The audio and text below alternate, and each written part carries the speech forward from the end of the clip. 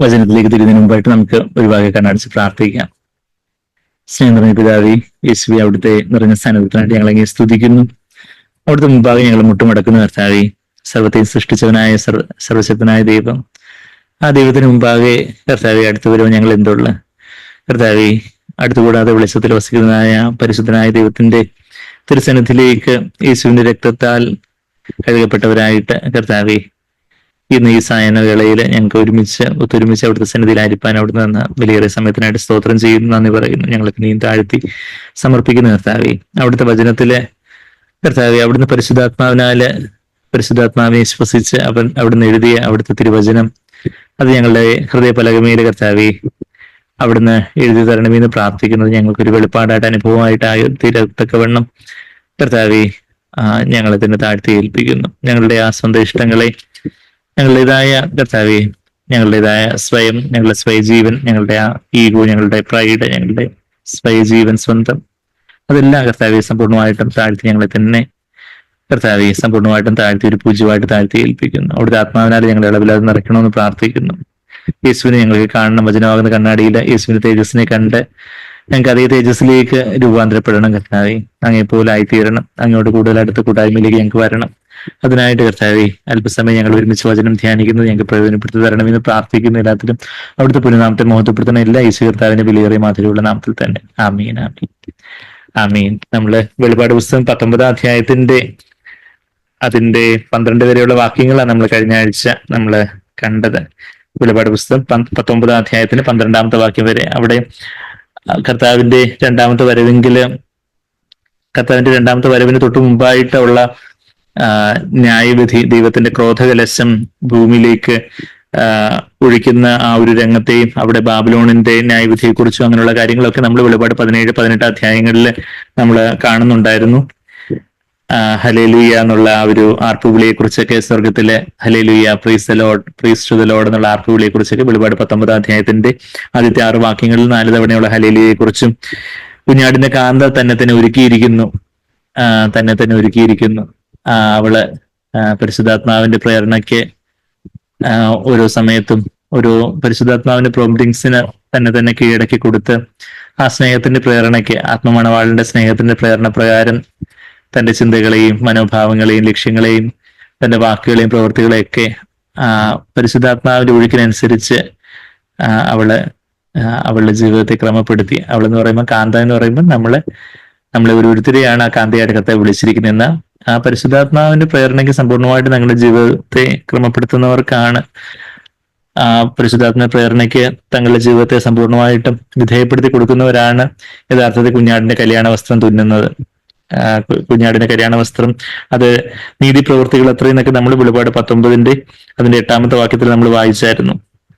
നമ്മള് പരിശുദ്ധാത്മാവിനാൽ പ്രേരിതമായിട്ടുള്ള നമ്മളുടെ മനോഭാവം എന്ന് പറഞ്ഞാൽ ദൈവത്തോടും മറ്റു മനുഷ്യരോടുള്ള മനോഭാവം, നമ്മുടെ ഉദ്ദേശ ലക്ഷ്യങ്ങൾ, why we do things that we do, നമ്മൾ ചെയ്യുന്ന പല കാര്യങ്ങൾ എന്തുകൊണ്ടാണ് നമ്മൾ ചെയ്യുന്നത്, നമ്മൾ ചില കാര്യങ്ങൾ പറയുന്നു, ചില കാര്യങ്ങൾ ചെയ്യുന്നു, പല തീരുമാനങ്ങൾ എടുക്കുന്നു. Why we do that, are we doing that for the glory of God, ദൈവനാമഹത്വത്തിനായിട്ടാണോ ചെയ്യുന്നത്, അതോ നമ്മളെ തന്നെ ഉയർത്താനായിട്ടോ നമ്മളുടെ സ്വന്തം ഒരു സ്വയത്തിലുള്ള ആ ഒരു അസ്വസ്ഥതയിൽ നിന്നുള്ള പറച്ചിലുകളും ആ ഒരു പ്രാരാബ്ദങ്ങളും പരിദേവനങ്ങളും ഒക്കെയാണോ, അതോ നമ്മളെ ആത്മാവിൽ നിന്ന് കർത്താവിന്റെ സ്നേഹത്തിന്റെ പ്രേരണയിൽ, കാർക്കശ്യത്തിന്റെ പ്രേരണയിലാണ് നമ്മൾ ഓരോ കാര്യങ്ങൾ സംസാരിക്കുന്നത്. അതാണ് കുഞ്ഞാടിന്റെ കല്യാണ വസ്ത്രമായിട്ട് നമ്മുടെ ജീവിതത്തിലെ കർത്താവിന്റെ പരിശുദ്ധാത്മാവിന്റെ പ്രേരണയായിട്ട് ചെയ്യുന്ന കാര്യങ്ങളൊക്കെയാണ്. ദൈവത്തിൽ നിന്ന് ദൈവത്തിലൂടെ ദൈവത്തിങ്കിലേക്കുള്ള കാര്യങ്ങളൊക്കെയാണ്. അതാണ് കുഞ്ഞാടിന്റെ കല്യാണ വസ്ത്രമായിട്ടായിത്തീരുന്നത്. ബാക്കിയൊക്കെ കറപുരണ്ട തുണി പോലെ ആയിരിക്കും. അപ്പൊ അങ്ങനെ കല്യാണ വസ്ത്രം തുന്നുന്നവരാണ് കാന്തയായിട്ട് അന്ന് വെളിപ്പെടുന്നത്. ബാക്കിയുള്ളവർക്ക്, ബാക്കി രക്ഷയിൽ തന്നെ നിലനിന്നിട്ടുള്ളവർക്ക്, രക്ഷയിൽ നിന്ന് വീണുപോകുന്നവർ അനേകരുണ്ട്. വിശ്വാസത്യാഗം സംഭവിക്കും. 2 തെസ്സലോനിക്കർ 2-ാം അധ്യായത്തിന്റെ 4-ാമത്തെ വാക്യത്തിൽ അപ്പോസ്റ്റസി, അധർമ്മമൂർത്തി വെളിപ്പെടുന്നതിന് മുമ്പായിട്ട് വിശ്വാസത്യാഗം സംഭവിക്കും. അനേകര് വിശ്വാസത്തിൽ നിന്ന് വീണുപോകും. അപ്പൊ അങ്ങനെയുള്ളവർ പിന്നെ സ്വർഗത്തിനെ കാണത്തില്ല, അവര് നരകാഗ്നിയിലേക്കായിരിക്കും വീണ് നിബന്ധിക്കുന്നത്. എന്നാൽ വിശ്വാസത്തിന് അന്ത്യത്തോളം നിലനിൽക്കുന്നവര് കാണും. എന്നാൽ പലരും അവരുടെ പ്രവൃത്തികളൊക്കെ മരം പുല്ല് വൈക്കോലായിട്ട് കത്തിയിരിഞ്ഞു പോകും. എന്നാൽ അവരോ രക്ഷിക്കപ്പെടുന്ന ഒരു മിനിമം പാസ് മാർക്ക് വാങ്ങിച്ചൊരു 30 മേനി വാങ്ങിക്കുന്നവരും പിന്നെ കുറച്ചുകൂടെ ഒരു ഭേദമായിട്ട് ഒരു 60 മീൻ വാങ്ങിക്കുന്നവരും ഒക്കെ അവര് കല്യാണത്തിന് ക്ഷണിക്കപ്പെട്ടവരുടെ കൂട്ടത്തില് ആയിരിക്കുന്നത് നരകത്തിലുള്ളവരെ അപേക്ഷിച്ച് നോക്കുമ്പോൾ ഭാഗ്യാവസ്ഥ തന്നെയാണെന്നാണ് 9-ാമത്തെ വാക്യത്തിൽ എഴുതിയിരിക്കുന്നത്. അതിനുശേഷം യഥാർത്ഥത്തിലുള്ള പ്രവചനം കർത്താവിന്റെ സാക്ഷ്യമാണ്. യഥാർത്ഥത്തിലുള്ള ദൈവവചന പ്രഘോഷണം യേശുവിനെ ഉയർത്തുന്നതാണ്, മറ്റുള്ളവരുടെ ശ്രദ്ധ യേശുവിലേക്ക് തിരിക്കുന്നതാണെന്നുള്ള കാര്യമൊക്കെ അതും യേശുവിലേക്ക് ശ്രദ്ധ തിരിക്കുന്നതും യേശു പറഞ്ഞതെല്ലാം പറയുന്ന യേശുവിന്റെ വചനത്തിലുള്ള ആ മുഴുവൻ ആലോചനയും വെളിപ്പെടുത്തുന്നതായിരിക്കും. ചില കാര്യങ്ങളൊക്കെ വളച്ചൊടിച്ച് തങ്ങളുടേതായ സ്വാർത്ഥ താല്പര്യങ്ങൾക്കായിട്ട് ചില കാര്യങ്ങൾ മാത്രമൊക്കെ പറഞ്ഞ് ചില കാര്യങ്ങളെ ഊതിപ്പെരിപ്പിച്ച് പറയുന്നതായിട്ടുള്ള അത് യഥാർത്ഥത്തിലുള്ള ദൈവത്തിന്റെ പ്രവചനമല്ല. ഇന്ന് ക്രിസ്ത്യ ലോകത്ത് നമ്മൾ നോക്കുവാണെങ്കിൽ അവരുടെ ഓരോരുത്തരുടെയും ശുശ്രൂഷയ്ക്കായിട്ട് പണം കോൺട്രിബ്യൂട്ട് ചെയ്യാൻ വേണ്ടി ഡൊണേറ്റ് ഗിവ് തരാൻ വേണ്ടി അങ്ങനെയുള്ള ഏതെങ്കിലുമൊക്കെ വാക്യങ്ങൾ പഴയ നിയമത്തിൽ നിന്നൊക്കെ ഔട്ട് ഓഫ് കോണ്ടെക്സ്റ്റ് കോട്ട് ചെയ്തുകൊണ്ട് പഴയ നിയമത്തിലെ ലേവ്യ പുരോഹിതന്മാർക്ക് അവകാശപ്പെട്ടിരുന്ന ദശാംശം എന്നുള്ള കാര്യമൊക്കെ ഇന്ന് അങ്ങനെ ഒരു കാര്യമേ പുതിയ ഉടമ്പടിയിൽ ഇല്ല. എന്നാൽ അതൊക്കെ എടുത്തു പറഞ്ഞ് പണത്തിനായിട്ട് കെഞ്ചുന്ന അല്ലെങ്കിൽ കുറച്ചുകൂടെ പറഞ്ഞ യാചിക്കുന്ന ബെഗേഴ്സ് ആയിട്ട് ഭിക്ഷ യാചിക്കുന്നവരെ പോലെ അങ്ങനെ ദൈവത്തിന്റെ വചനം എടുത്തുകൊണ്ട് വേറെ ദൈവത്തിന്റെ വചനം എപ്പോഴും അത് ദൈവത്തിന്റെ വചനം എടുത്ത എപ്പോഴും അത് അവര് ദൈവദാസന്മാരെന്ന് നമ്മൾ ഒരിക്കലും വിചാരിക്കരുത്. ദൈവത്തിന്റെ വചനം പിശാച് എടുക്കുന്നതായിട്ട് യേശുവിനോട് വരെ പിശാച് വചനം കൂട്ടിയാൻ മുതിർന്നെങ്കിൽ നമ്മളോട് എത്രയധികം കൂട്ടിയാൻ അവർ മുന്നിലും. അപ്പം ദൈവത്തിന്റെ വചനം എവിടുന്നെങ്കിലുമൊക്കെ അതിന്റെ കോണ്ടെക്സ്റ്റിൽ നിന്ന് അതിന്റെ സന്ദർഭത്തിൽ നിന്നൊക്കെ അടർത്തിയെടുത്ത് കോട്ട് ചെയ്ത് വേറൊരു രീതിയിൽ വേറൊരു സുവിശേഷത്തെയും വേറൊരു ആത്മാവിനെയും വേറൊരു യേശുവിനെയൊക്കെ പ്രഘോഷിക്കുന്ന വ്യാജ ക്രിസ്തീയത, അതാണ് ബാബിലോൺ. അതിന്റെ ന്യായവിധിയെക്കുറിച്ചാണ് നമ്മൾ 17-18 അധ്യായങ്ങളിൽ നമ്മൾ വായിക്കുന്നത്. ഇപ്പൊ നമ്മൾ പത്രങ്ങൾ എടുത്ത് വായിക്കുമ്പം ഹോളിവുഡ് എല്ലാം കത്തി അമരുന്നതായിട്ടാണ് കാണുന്നത്. ലോസ് ഏഞ്ചലസിലെ ഹോളിവുഡ് ലോകത്തിന്റെ വലിയ എന്റർടൈൻമെന്റ് ഇൻഡസ്ട്രിയുടെ അതിന്റെ വലിയ ഹബ്ബായിട്ടുള്ള അതിന്റെ വലിയ കേന്ദ്രമൊക്കെ അഗ്നിക്കിരയായിക്കൊണ്ടിരിക്കുന്നതായിട്ടുള്ള കാര്യങ്ങൾ വലിയ നടീനടന്മാരുടെ ആഡംബര ബംഗ്ലാവുകളും കാര്യങ്ങളും എല്ലാം കത്തിയമർന്ന് അവരെ പാപ്പരാവുന്ന അവസ്ഥയിലേക്കൊക്കെ പോകുന്നതായിട്ടും അങ്ങനെയൊക്കെയുള്ള പല പല പല കാര്യങ്ങളൊക്കെ നമ്മൾ കാണുന്നുണ്ട്. നമുക്ക് അതിന്റെ പൂർണ്ണമായിട്ടുള്ള കാര്യങ്ങളോ അതിന്റെ വിവരങ്ങളോ കാര്യങ്ങളോ ഒന്നും അറിയത്തില്ല. എന്നാ എന്താ അത് ദൈവത്തിന്റെ ന്യായവിധിയാണോ അങ്ങനെയാണോ എന്നുള്ള കാര്യമൊന്നും ഞാനങ്ങ് അത് അങ്ങനെ പ്രസ്താവിക്കുകയൊന്നും ചെയ്യുന്നില്ല.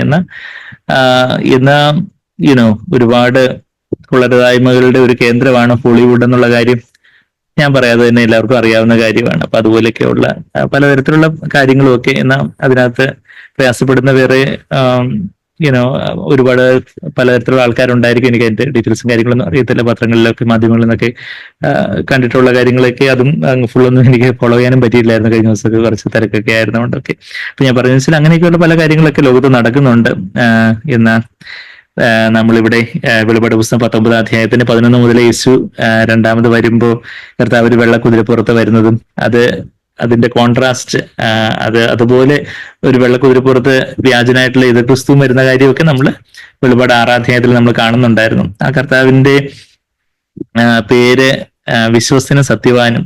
നമ്മളുടെ ജീവിതത്തിൽ എത്രമാത്രം കാന്തനെ പോലെ ആയിരിക്കുന്നവളാണ് കാന്തയും. ഇപ്പം നമ്മളുടെ ജീവിതത്തിലും ആ ഒരു ചെറുതും വലുതുമായിട്ടുള്ള കാര്യങ്ങളിലുള്ള വിശ്വസ്തത, സത്യമായിട്ടുള്ള കാര്യങ്ങൾ പറയുന്നത് വെച്ചാൽ സത്യം നമുക്ക് അറിയാവുന്ന എല്ലാം വിളിച്ച് പറയുന്നതല്ല, മറിച്ച് നമ്മൾ പറയുന്നത് സത്യമായിട്ടുള്ള കാര്യങ്ങൾ. എന്നാൽ ചില കാര്യങ്ങൾ നമ്മൾ ജ്ഞാനത്തോടെ പറയേണ്ടവരോട് പറയേണ്ടവണ്ണമാണ് പറയേണ്ടത്.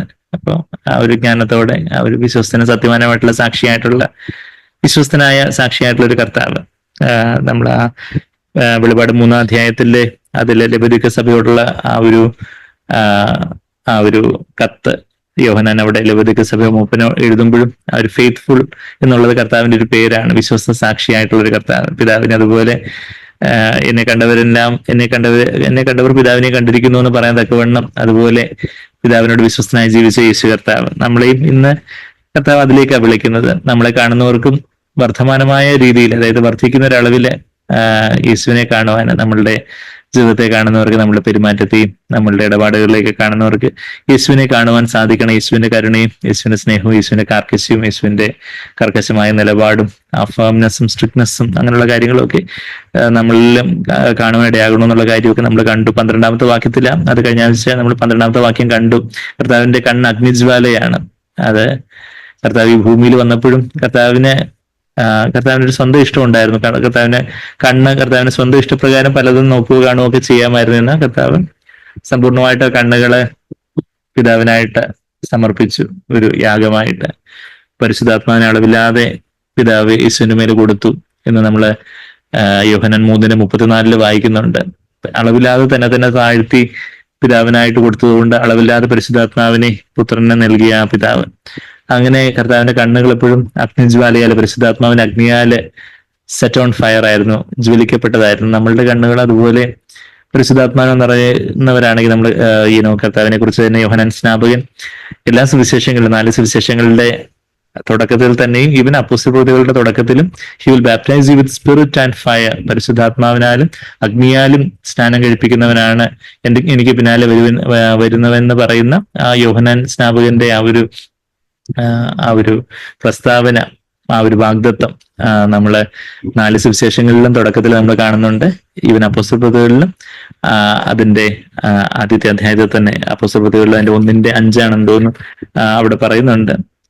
അപ്പോസ്തലപ്രവൃത്തികൾ അതിലെ ആ വാക്യം ഒന്ന് നോക്കണമെങ്കിൽ അതിന്റെ 5ാമത്തെ വാക്യം തന്നെ, യോഹന്നാൻ വെള്ളം കൊണ്ട് സ്നാനം കഴിപ്പിച്ചു, നിങ്ങൾക്കും ഇനി ഏറെ നാൾ കഴിയും മുമ്പേ പരിശുദ്ധാത്മാവ് കൊണ്ട് സ്നാനം ലഭിക്കൂ എന്ന് കൽപ്പിച്ചു. ആ വാഗ്ദത്തത്തിനായിട്ടാണ് അവര് പെന്തക്കോസ്ത് നാളില് അവര് ഒരുമിച്ച് കൂടിയായിരുന്നപ്പോ അവര് ദൈവത്തിന് കർത്താവിന് വേണ്ടി അതുപോലെ കാത്തിരുന്ന് തങ്ങളിതിനെ സമ്പൂർണ്ണമായിട്ട് കർത്താവിന്റെ ഹിതത്തിനായിട്ട് ഏൽപ്പിച്ച് ദാഹത്തോട് വിശ്വാസത്തോടെ കാത്തിരുന്നവരുടെ മേലെ 120ഓളം പേരുടെ മേലെ പരിശുദ്ധാത്മാവ് വന്നതായിട്ടൊക്കെ നമ്മൾ അപ്പോസ്തലപ്രവൃത്തി 2ാം അധ്യായത്തിലൊക്കെ നമ്മൾ വായിക്കുന്നത്. അപ്പം അങ്ങനെ പരിശുദ്ധാത്മാവിന്റെ അഗ്നി നമ്മളിലും ഇന്ന് വന്ന് ഇറങ്ങണം. എപ്പോഴാണ് ഇറങ്ങുന്നത്? നമ്മത്തിന്റെ ജീവനുള്ള യാഗമായിട്ട്, അംഗപ്രത്യംഗമായിട്ട് നമ്മള് ആ ഒരു ബേൺഡ് ഓഫറിങ്, ഹോമയാഗം അല്ലെങ്കിൽ ഹനനയാഗത്തെ കുറിച്ച് ലേവ്യർ 1ാം അധ്യായത്തിൽ വായിക്കുന്നുണ്ട്. പഴയ നിയമത്തില് ഒരു വർഷിപ്പ് ഓഫറിംഗ് ആയിട്ട്, ഒരു താങ്ക്സ് ഗിവിംഗ് ആയിട്ട്, ദൈവത്തോടുള്ള നന്ദി സൂചകമായിട്ട്, ആരാധനയായിട്ട് അവർ അർപ്പിച്ചിരുന്ന ഒരു ഓഫറിംഗ് ആണ് ഹോമയാഗം അല്ലെങ്കിൽ ഹനനയാഗം അല്ലെങ്കിൽ ബേൺഡ് ഓഫറിംഗ്. അതിന് കൊറോളറി ആയിട്ട്, അതിന് തത്തുല്യമായിട്ടുള്ള ഒരു കാര്യമാണ് നമ്മൾ റോമർ 12ാം അധ്യായത്തിന് 1ാമത്തെ വാക്യത്തിൽ വായിക്കുന്ന ജീവനുള്ള യാഗമായിട്ട് നിങ്ങളെ തന്നെ സമർപ്പിപ്പിൻ എന്ന് വായിക്കുമ്പോൾ അംഗപ്രത്യംഗമായിട്ട്, അവിടെ ബേൺഡ് ഓഫറിംഗ് അംഗപ്രത്യംഗമായിട്ട് സമർപ്പിക്കണമെന്ന് നമ്മള് ഇപ്പോഴും ചർച്ചയിൽ പലപ്പോഴും പറയുന്നത് പോലെ നമ്മളുടെ നാവ്, നമ്മളുടെ കണ്ണുകള്, നമ്മളുടെ കാത് എല്ലാം കർത്താവേ, ഞാൻ എന്റെ നാവ് കൊണ്ട് അങ്ങ് ആഗ്രഹിക്കുന്ന മാത്രം പറയാൻ ആഗ്രഹിക്കുന്നു.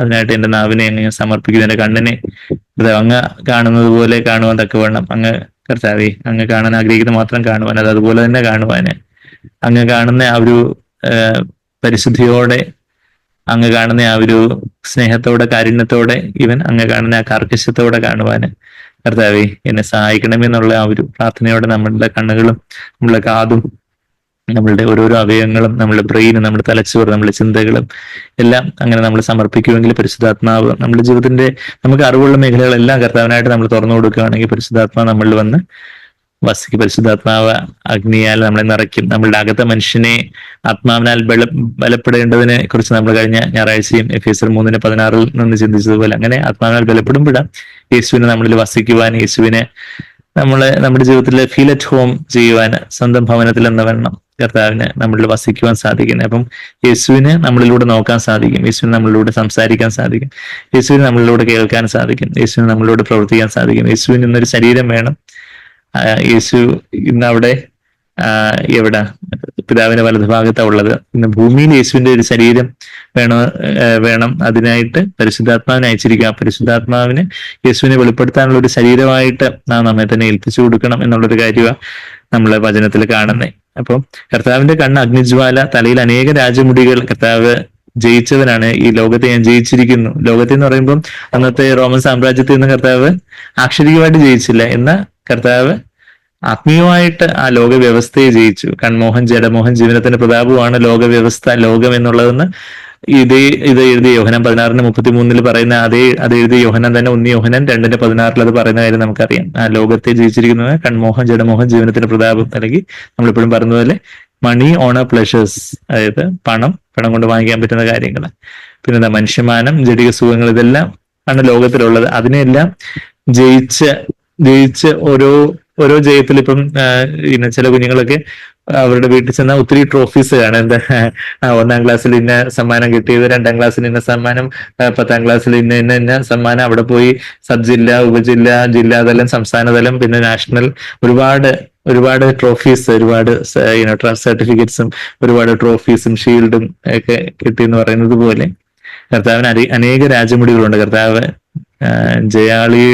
എല്ലാ ജയാളികളുടെയും മേലെയുള്ള ജയാളിയാണ്. എല്ലാത്തിലും ചില ഒരു എക്സാമിന് പോലും എല്ലാത്തിനും 100% മാർക്ക് വാങ്ങിച്ച സ്റ്റുഡന്റ് എന്ന് പറയും കർത്താവിനെ കുറിച്ച്. കർത്താവ് നമ്മെപ്പോലെ ഒരു മനുഷ്യനായിട്ട് വന്നിട്ടും കർത്താവിന് ഒരു 1/4 മാർക്ക് പോലും എവിടെയും കുറയ്ക്കാന് സർവീസ് പിതാവാകുന്ന എക്സാമിനറിന് പറ്റിയില്ല. എല്ലാത്തിനും ഫുൾ മാർക്ക്, സെന്റം എല്ലാം 100% വാങ്ങിച്ചു. അങ്ങനെ എല്ലാ പരീക്ഷകളിലും നമ്മെപ്പോലെ എല്ലാത്തിലും പരീക്ഷിക്കപ്പെട്ടിട്ടും അവിടുന്ന് പാപം ചെയ്തില്ല എന്ന് നമ്മൾ എബ്രായർ 4:15 വായിക്കുന്നു. അപ്പം കർത്താവിന് അങ്ങനെ അനേക രാജമുടികളുണ്ട്. എഴുതിയിട്ടുള്ള ഒരു നാമവും അവനുണ്ട്. അത് അവനല്ലാതെ ആർക്കും അറിഞ്ഞുകൂടാത്ത ഒരു പുതിയ നാമം. ആ പുതിയ നാമത്തെ കുറിച്ച് നമ്മൾ വെളിപാട് 3:12 നമ്മൾ വായിച്ചു. പിന്നെ അതുപോലെ വെളിപാട് 3:12 യേശുവിന്റെ ഒരു പുതിയ നാമം എന്ന് പറയുമ്പം നമുക്ക് യേശു എന്ന നാമം എന്ന് നമുക്കറിയാം. ഇന്ന് ലോകത്ത് അനേകരെ യേശുവെ എന്ന് വിളിക്കുന്നവരുണ്ട്. എന്നാൽ യഥാർത്ഥത്തിൽ യേശുവിനെ അറിയാതെ വിളിക്കുന്നവരുണ്ട്. എന്നാൽ യേശുവിന്റെ നാമം നമുക്കൊരു പുതിയ നാമമായിട്ട് തീരുന്നു പറഞ്ഞാൽ എന്താ, അതൊരു ബ്രൈഡൽ ഇന്റിമസിയെ കുറിക്കുന്ന ഒരു കാര്യം എന്ന് പറഞ്ഞാൽ ഒരു മണവാളൻ മണവാട്ടിയെ കുറിക്കുന്ന അതുപോലെയുള്ള ഒരു രഹസ്യാത്മകമായ ഒരു കർത്താവിനോടുള്ള ഒരു അടുപ്പം, കർത്താവിനുള്ള ഒരു ക്ലോസ്നെസ്. അപ്പൊ അവിടെ യേശുവിന്റെ നാമം നമുക്കതൊരു പുതിയ നാമമായിരിക്കും. യേശുവിന്റെ നാമമേ എന്റെ ജീവനാധാരമേ എന്നോ എന്റെ ആത്മാവിൻ ഗീതമേ എന്നൊക്കെ നമ്മൾ പാട്ടുകളിലൊക്കെ പാടും. പക്ഷെ യേശുവിന്റെ നാമം ഓരോ തവണ പറയുമ്പോഴും നമുക്കതൊരു പഴകിപ്പൊളിഞ്ഞൊരു നാമമാണോ, അതോ ഇപ്പോഴും ഒരു ഫ്രഷ് ആയിട്ടുള്ള എന്നെ ഇപ്പോഴും രക്ഷിച്ചുകൊണ്ടിരിക്കുന്ന, എന്നെ രക്ഷിച്ച കർത്താവാണ്, പാപത്തിന്റെ ശിക്ഷയിൽ നിന്ന് രക്ഷിച്ചെന്ന, പാപത്തിന്റെ സാന്നിധ്യത്തിൽ നിന്ന് എന്നെ രക്ഷിച്ചുകൊണ്ടിരിക്കുന്ന യേശു എന്നുള്ള വാക്കിന് അർത്ഥം തന്നെ പാപത്തിൽ നിന്ന് രക്ഷിപ്പാനിരിപ്പുകൊണ്ട്, അവന്റെ ജനത്തെ പാപത്തിൽ നിന്ന് രക്ഷിപ്പാനിരിക്കൊണ്ട് അവന്റെ നാമം അവന് യേശു എന്ന് പേരിടണമെന്നാണ് മത്തായി 1:21 പുതിയ നിയമത്തിലെ ആദ്യത്തെ വാഗ്ദത്തം നമ്മൾ വായിക്കുന്നത്. അപ്പം യേശുവിന്റെ പേരിന്റെ അർത്ഥം തന്നെ സേവിയർ, വൺ ഹു സേവ്സ്. അത് പാപത്തിന്റെ ശിക്ഷയായിട്ടുള്ള നരകാഗ്നിയിൽ നിന്ന് സേവ് ചെയ്തു എന്നുള്ള മാത്രമല്ല, പാപത്തിന്റെ സാന്നിധ്യത്തിൽ നിന്ന് പാപത്തിന്റെ ശക്തിയിൽ നിന്ന് തന്നെ നമ്മളെ രക്ഷിച്ചുകൊണ്ടിരിക്കുന്നതിന് നാളെ പാപത്തിന്റെ സാന്നിധ്യത്തിൽ നിന്ന്, അതായത് കർത്താവിന്റെ 2ാമത്തെ വരവെങ്കിൽ പാപത്തിന്റെ സാന്നിധ്യത്തിൽ നിന്ന് തന്നെ നമ്മളെ രക്ഷിക്കുന്ന ആ ഒരു സേവിയർ. അപ്പം അതിന്റെ ആ രക്ഷ, പാപത്തിന്റെ ശക്തിയിൽ നിന്ന് രക്ഷ നമ്മൾ അനുഭവിച്ചുകൊണ്ടേ ഇരിക്കുകയാണെങ്കിൽ ഓരോ ദിവസവും നമ്മളുടെ സ്വന്തം ഇഷ്ടമല്ല അവിടുത്തെ ഇഷ്ടത്തിനായിട്ട് ഞാൻ എന്നെ ഏൽപ്പിച്ചു തരുന്നു.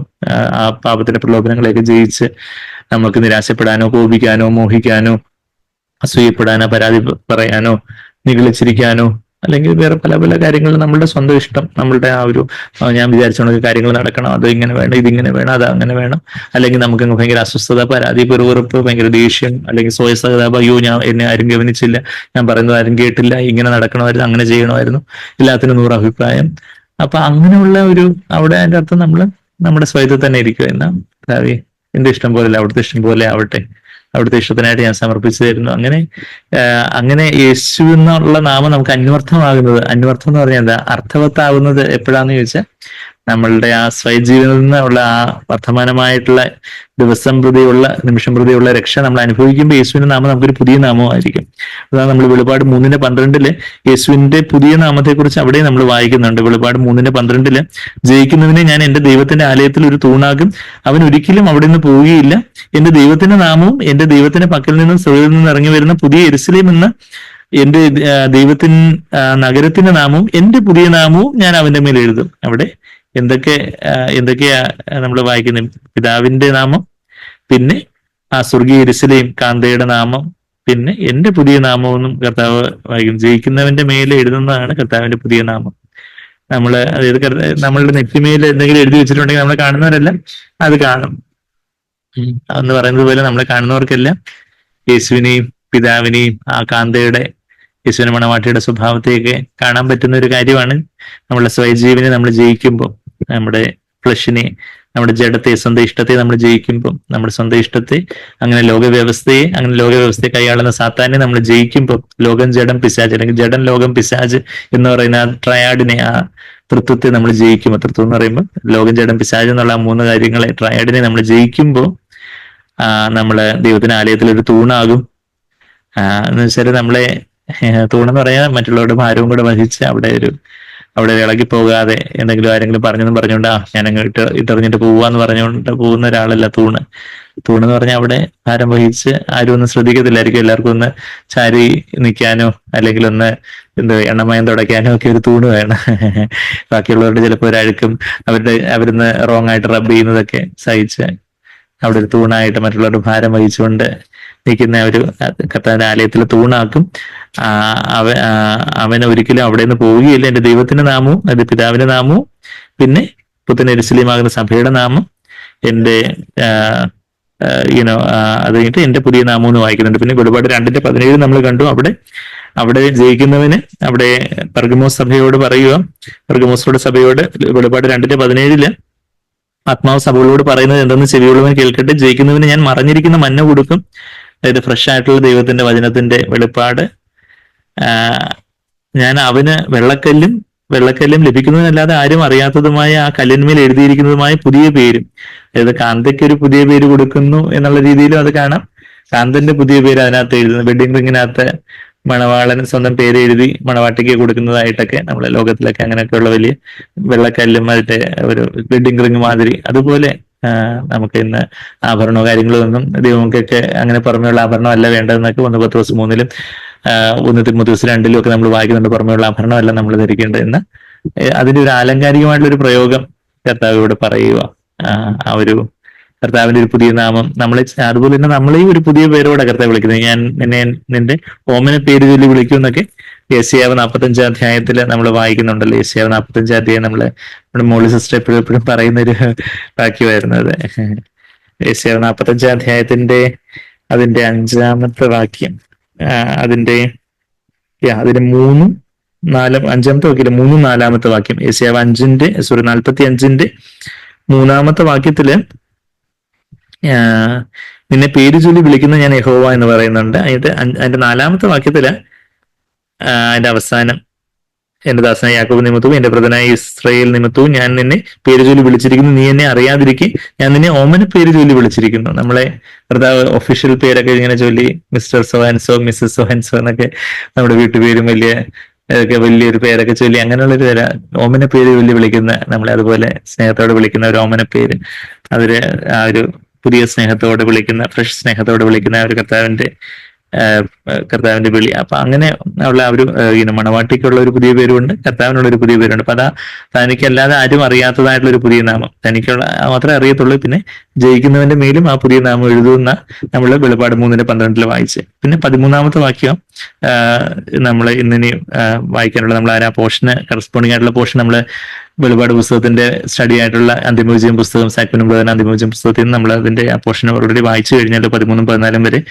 അവൻ രക്തം തെളിച്ച് ഉടുപ്പ് ധരിച്ചിരിക്കുന്നു. 13-ാമത്തെ വാക്യം വെളിപാട് 19:13. അവൻ രക്തം തെളിച്ച് ഉടുപ്പ് ധരിച്ചിരിക്കുന്നു. അവന് ദൈവവചനം എന്ന് പേര് പറയുന്നു. കർത്താവിന്റെ ഉടുപ്പ് വെള്ള നിലയെങ്കി എന്നൊക്കെ നമ്മള് ഇവിടെ നമ്മള് വെളിപാട് 1-ാം അധ്യായത്തിൽ കാണുന്നുണ്ട്. അത് മഹാപുരോഹിതന്റെ വസ്ത്രമായിട്ട് നമ്മളവിടെ 1-ാം അധ്യായത്തിൽ കാണുന്നുണ്ട്. ഇന്ന് കർത്താവിന്റെ 2-ാമത്തെ വരവെങ്കിൽ ഉള്ള ആ ഒരു രക്തം തെളിച്ച ഉടുപ്പ് കർത്താവിന്റെ ക്രൂശ് മരണത്തെയും കർത്താവിന്റെ ക്രൂശ് മരണത്തിൽ കർത്താവ് ചൊരിഞ്ഞ രക്തത്തിന്റെ കളറാണ് ചുവപ്പ്.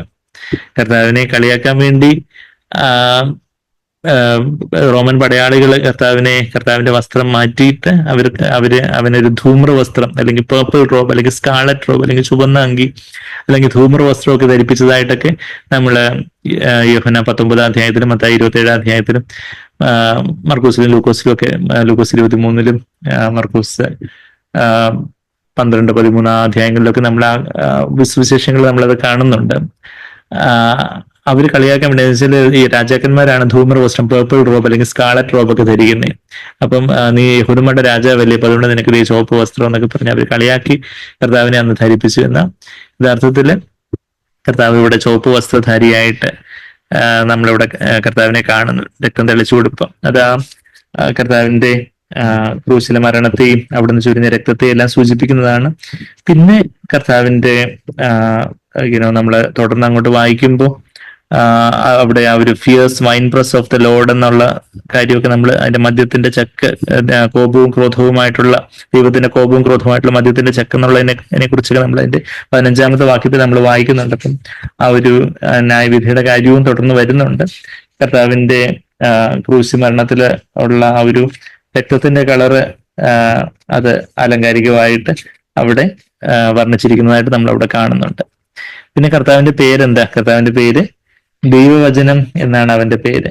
കർത്താവിന്റെ പേര് ദൈവവചനമാണെന്നുള്ള കാര്യം നമുക്ക് എല്ലാവർക്കും അറിയാം. അത് യോഹന്നാൻ 1-ാം അധ്യായത്തിൽ തന്നെ വചനം ദൈവത്തോടു കൂടിയായിരുന്നു, വചനം ദൈവമായിരുന്നു എന്ന് യോഹന്നാൻ 1-2 വാക്യങ്ങളിൽ നമ്മൾ കാണുന്നുണ്ട്. ആദിയിൽ വചനമുണ്ടായിരുന്നു. ഞാൻ യോഹന്നാന്റെ സുവിശേഷത്തിലേക്ക് നമ്മളൊന്ന് പോവുകയാണെങ്കിൽ അവിടെ യഹോവ സാക്ഷികളെയൊക്കെ ഉത്തരം മുട്ടിക്കുന്ന ഒരു വാക്യമാണ് അത്. യഹോവ സാക്ഷികൾ യേശു ദൈവമല്ലെന്നൊക്കെ പറയുമ്പോൾ അവരുടെ യഹോവ സാക്ഷികളുടെ ബൈബിളിനകത്ത് അവർ ആ ബൈബിൾ തന്നെ തിരുത്തി വെച്ചിരിക്കുന്നു എന്നൊക്കെ കേട്ടിട്ടുള്ളത്. അവരങ്ങ് വേർഡ് വാസ് ഗോഡ് എന്നുള്ളതിന് വേർഡ് വാസ് ഡിവൈൻ എന്നൊക്കെ തെറ്റായിട്ടൊക്കെ ട്രാൻസ്ലേറ്റ് ചെയ്തത് ഒരു ഉപദേശം പഠിപ്പിക്കുന്ന കൂട്ടരൊക്കെയാണ്. ഇന്ന് യഥാർത്ഥത്തിലുള്ള ദൈവവചനത്തിൽ എന്താ നമ്മൾ എഴുതിയിരിക്കുന്നത്? യോഹന്നാൻ 1:1 ആദിയിൽ വചനം ഉണ്ടായിരുന്നു, വചനം ദൈവത്തോടു കൂടിയായിരുന്നു, വചനം ദൈവമായിരുന്നു. ആ വചനം ജഡമായി തീർന്നു. 14-ാമത്തെ വാക്യത്തില് കൃപയും സത്യം നിറഞ്ഞവനായി നമ്മളുടെ ഇടയിൽ പാർത്തു, ഞങ്ങൾ അവന്റെ തേജസ് പിതാവിൽ നിന്ന് ഏകജാതനായവന്റെ തേജസ്സായിട്ട് കണ്ടു. പിതാവിന്റെ ഏകജാതനായവന്റെ തേജസ്സായിട്ട്, കൃപയും സത്യം നിറഞ്ഞ ആ തേജസ്, ആ ഗ്ലോറി ആണ്, ആ മഹത്വം, ആ തേജസ്സിന്റെ ധനപ്രകാരമാണ് കർത്താവ് നമ്മളുടെ അകത്തെ മനുഷ്യനെ നമ്മളെ ആത്മാവിനാൽ ബലപ്പെടുത്തുന്നതെന്നൊക്കെ നമ്മൾ കഴിഞ്ഞ ആഴ്ച എഫേസ്യർ 3:16 നിന്ന് കണ്ടു.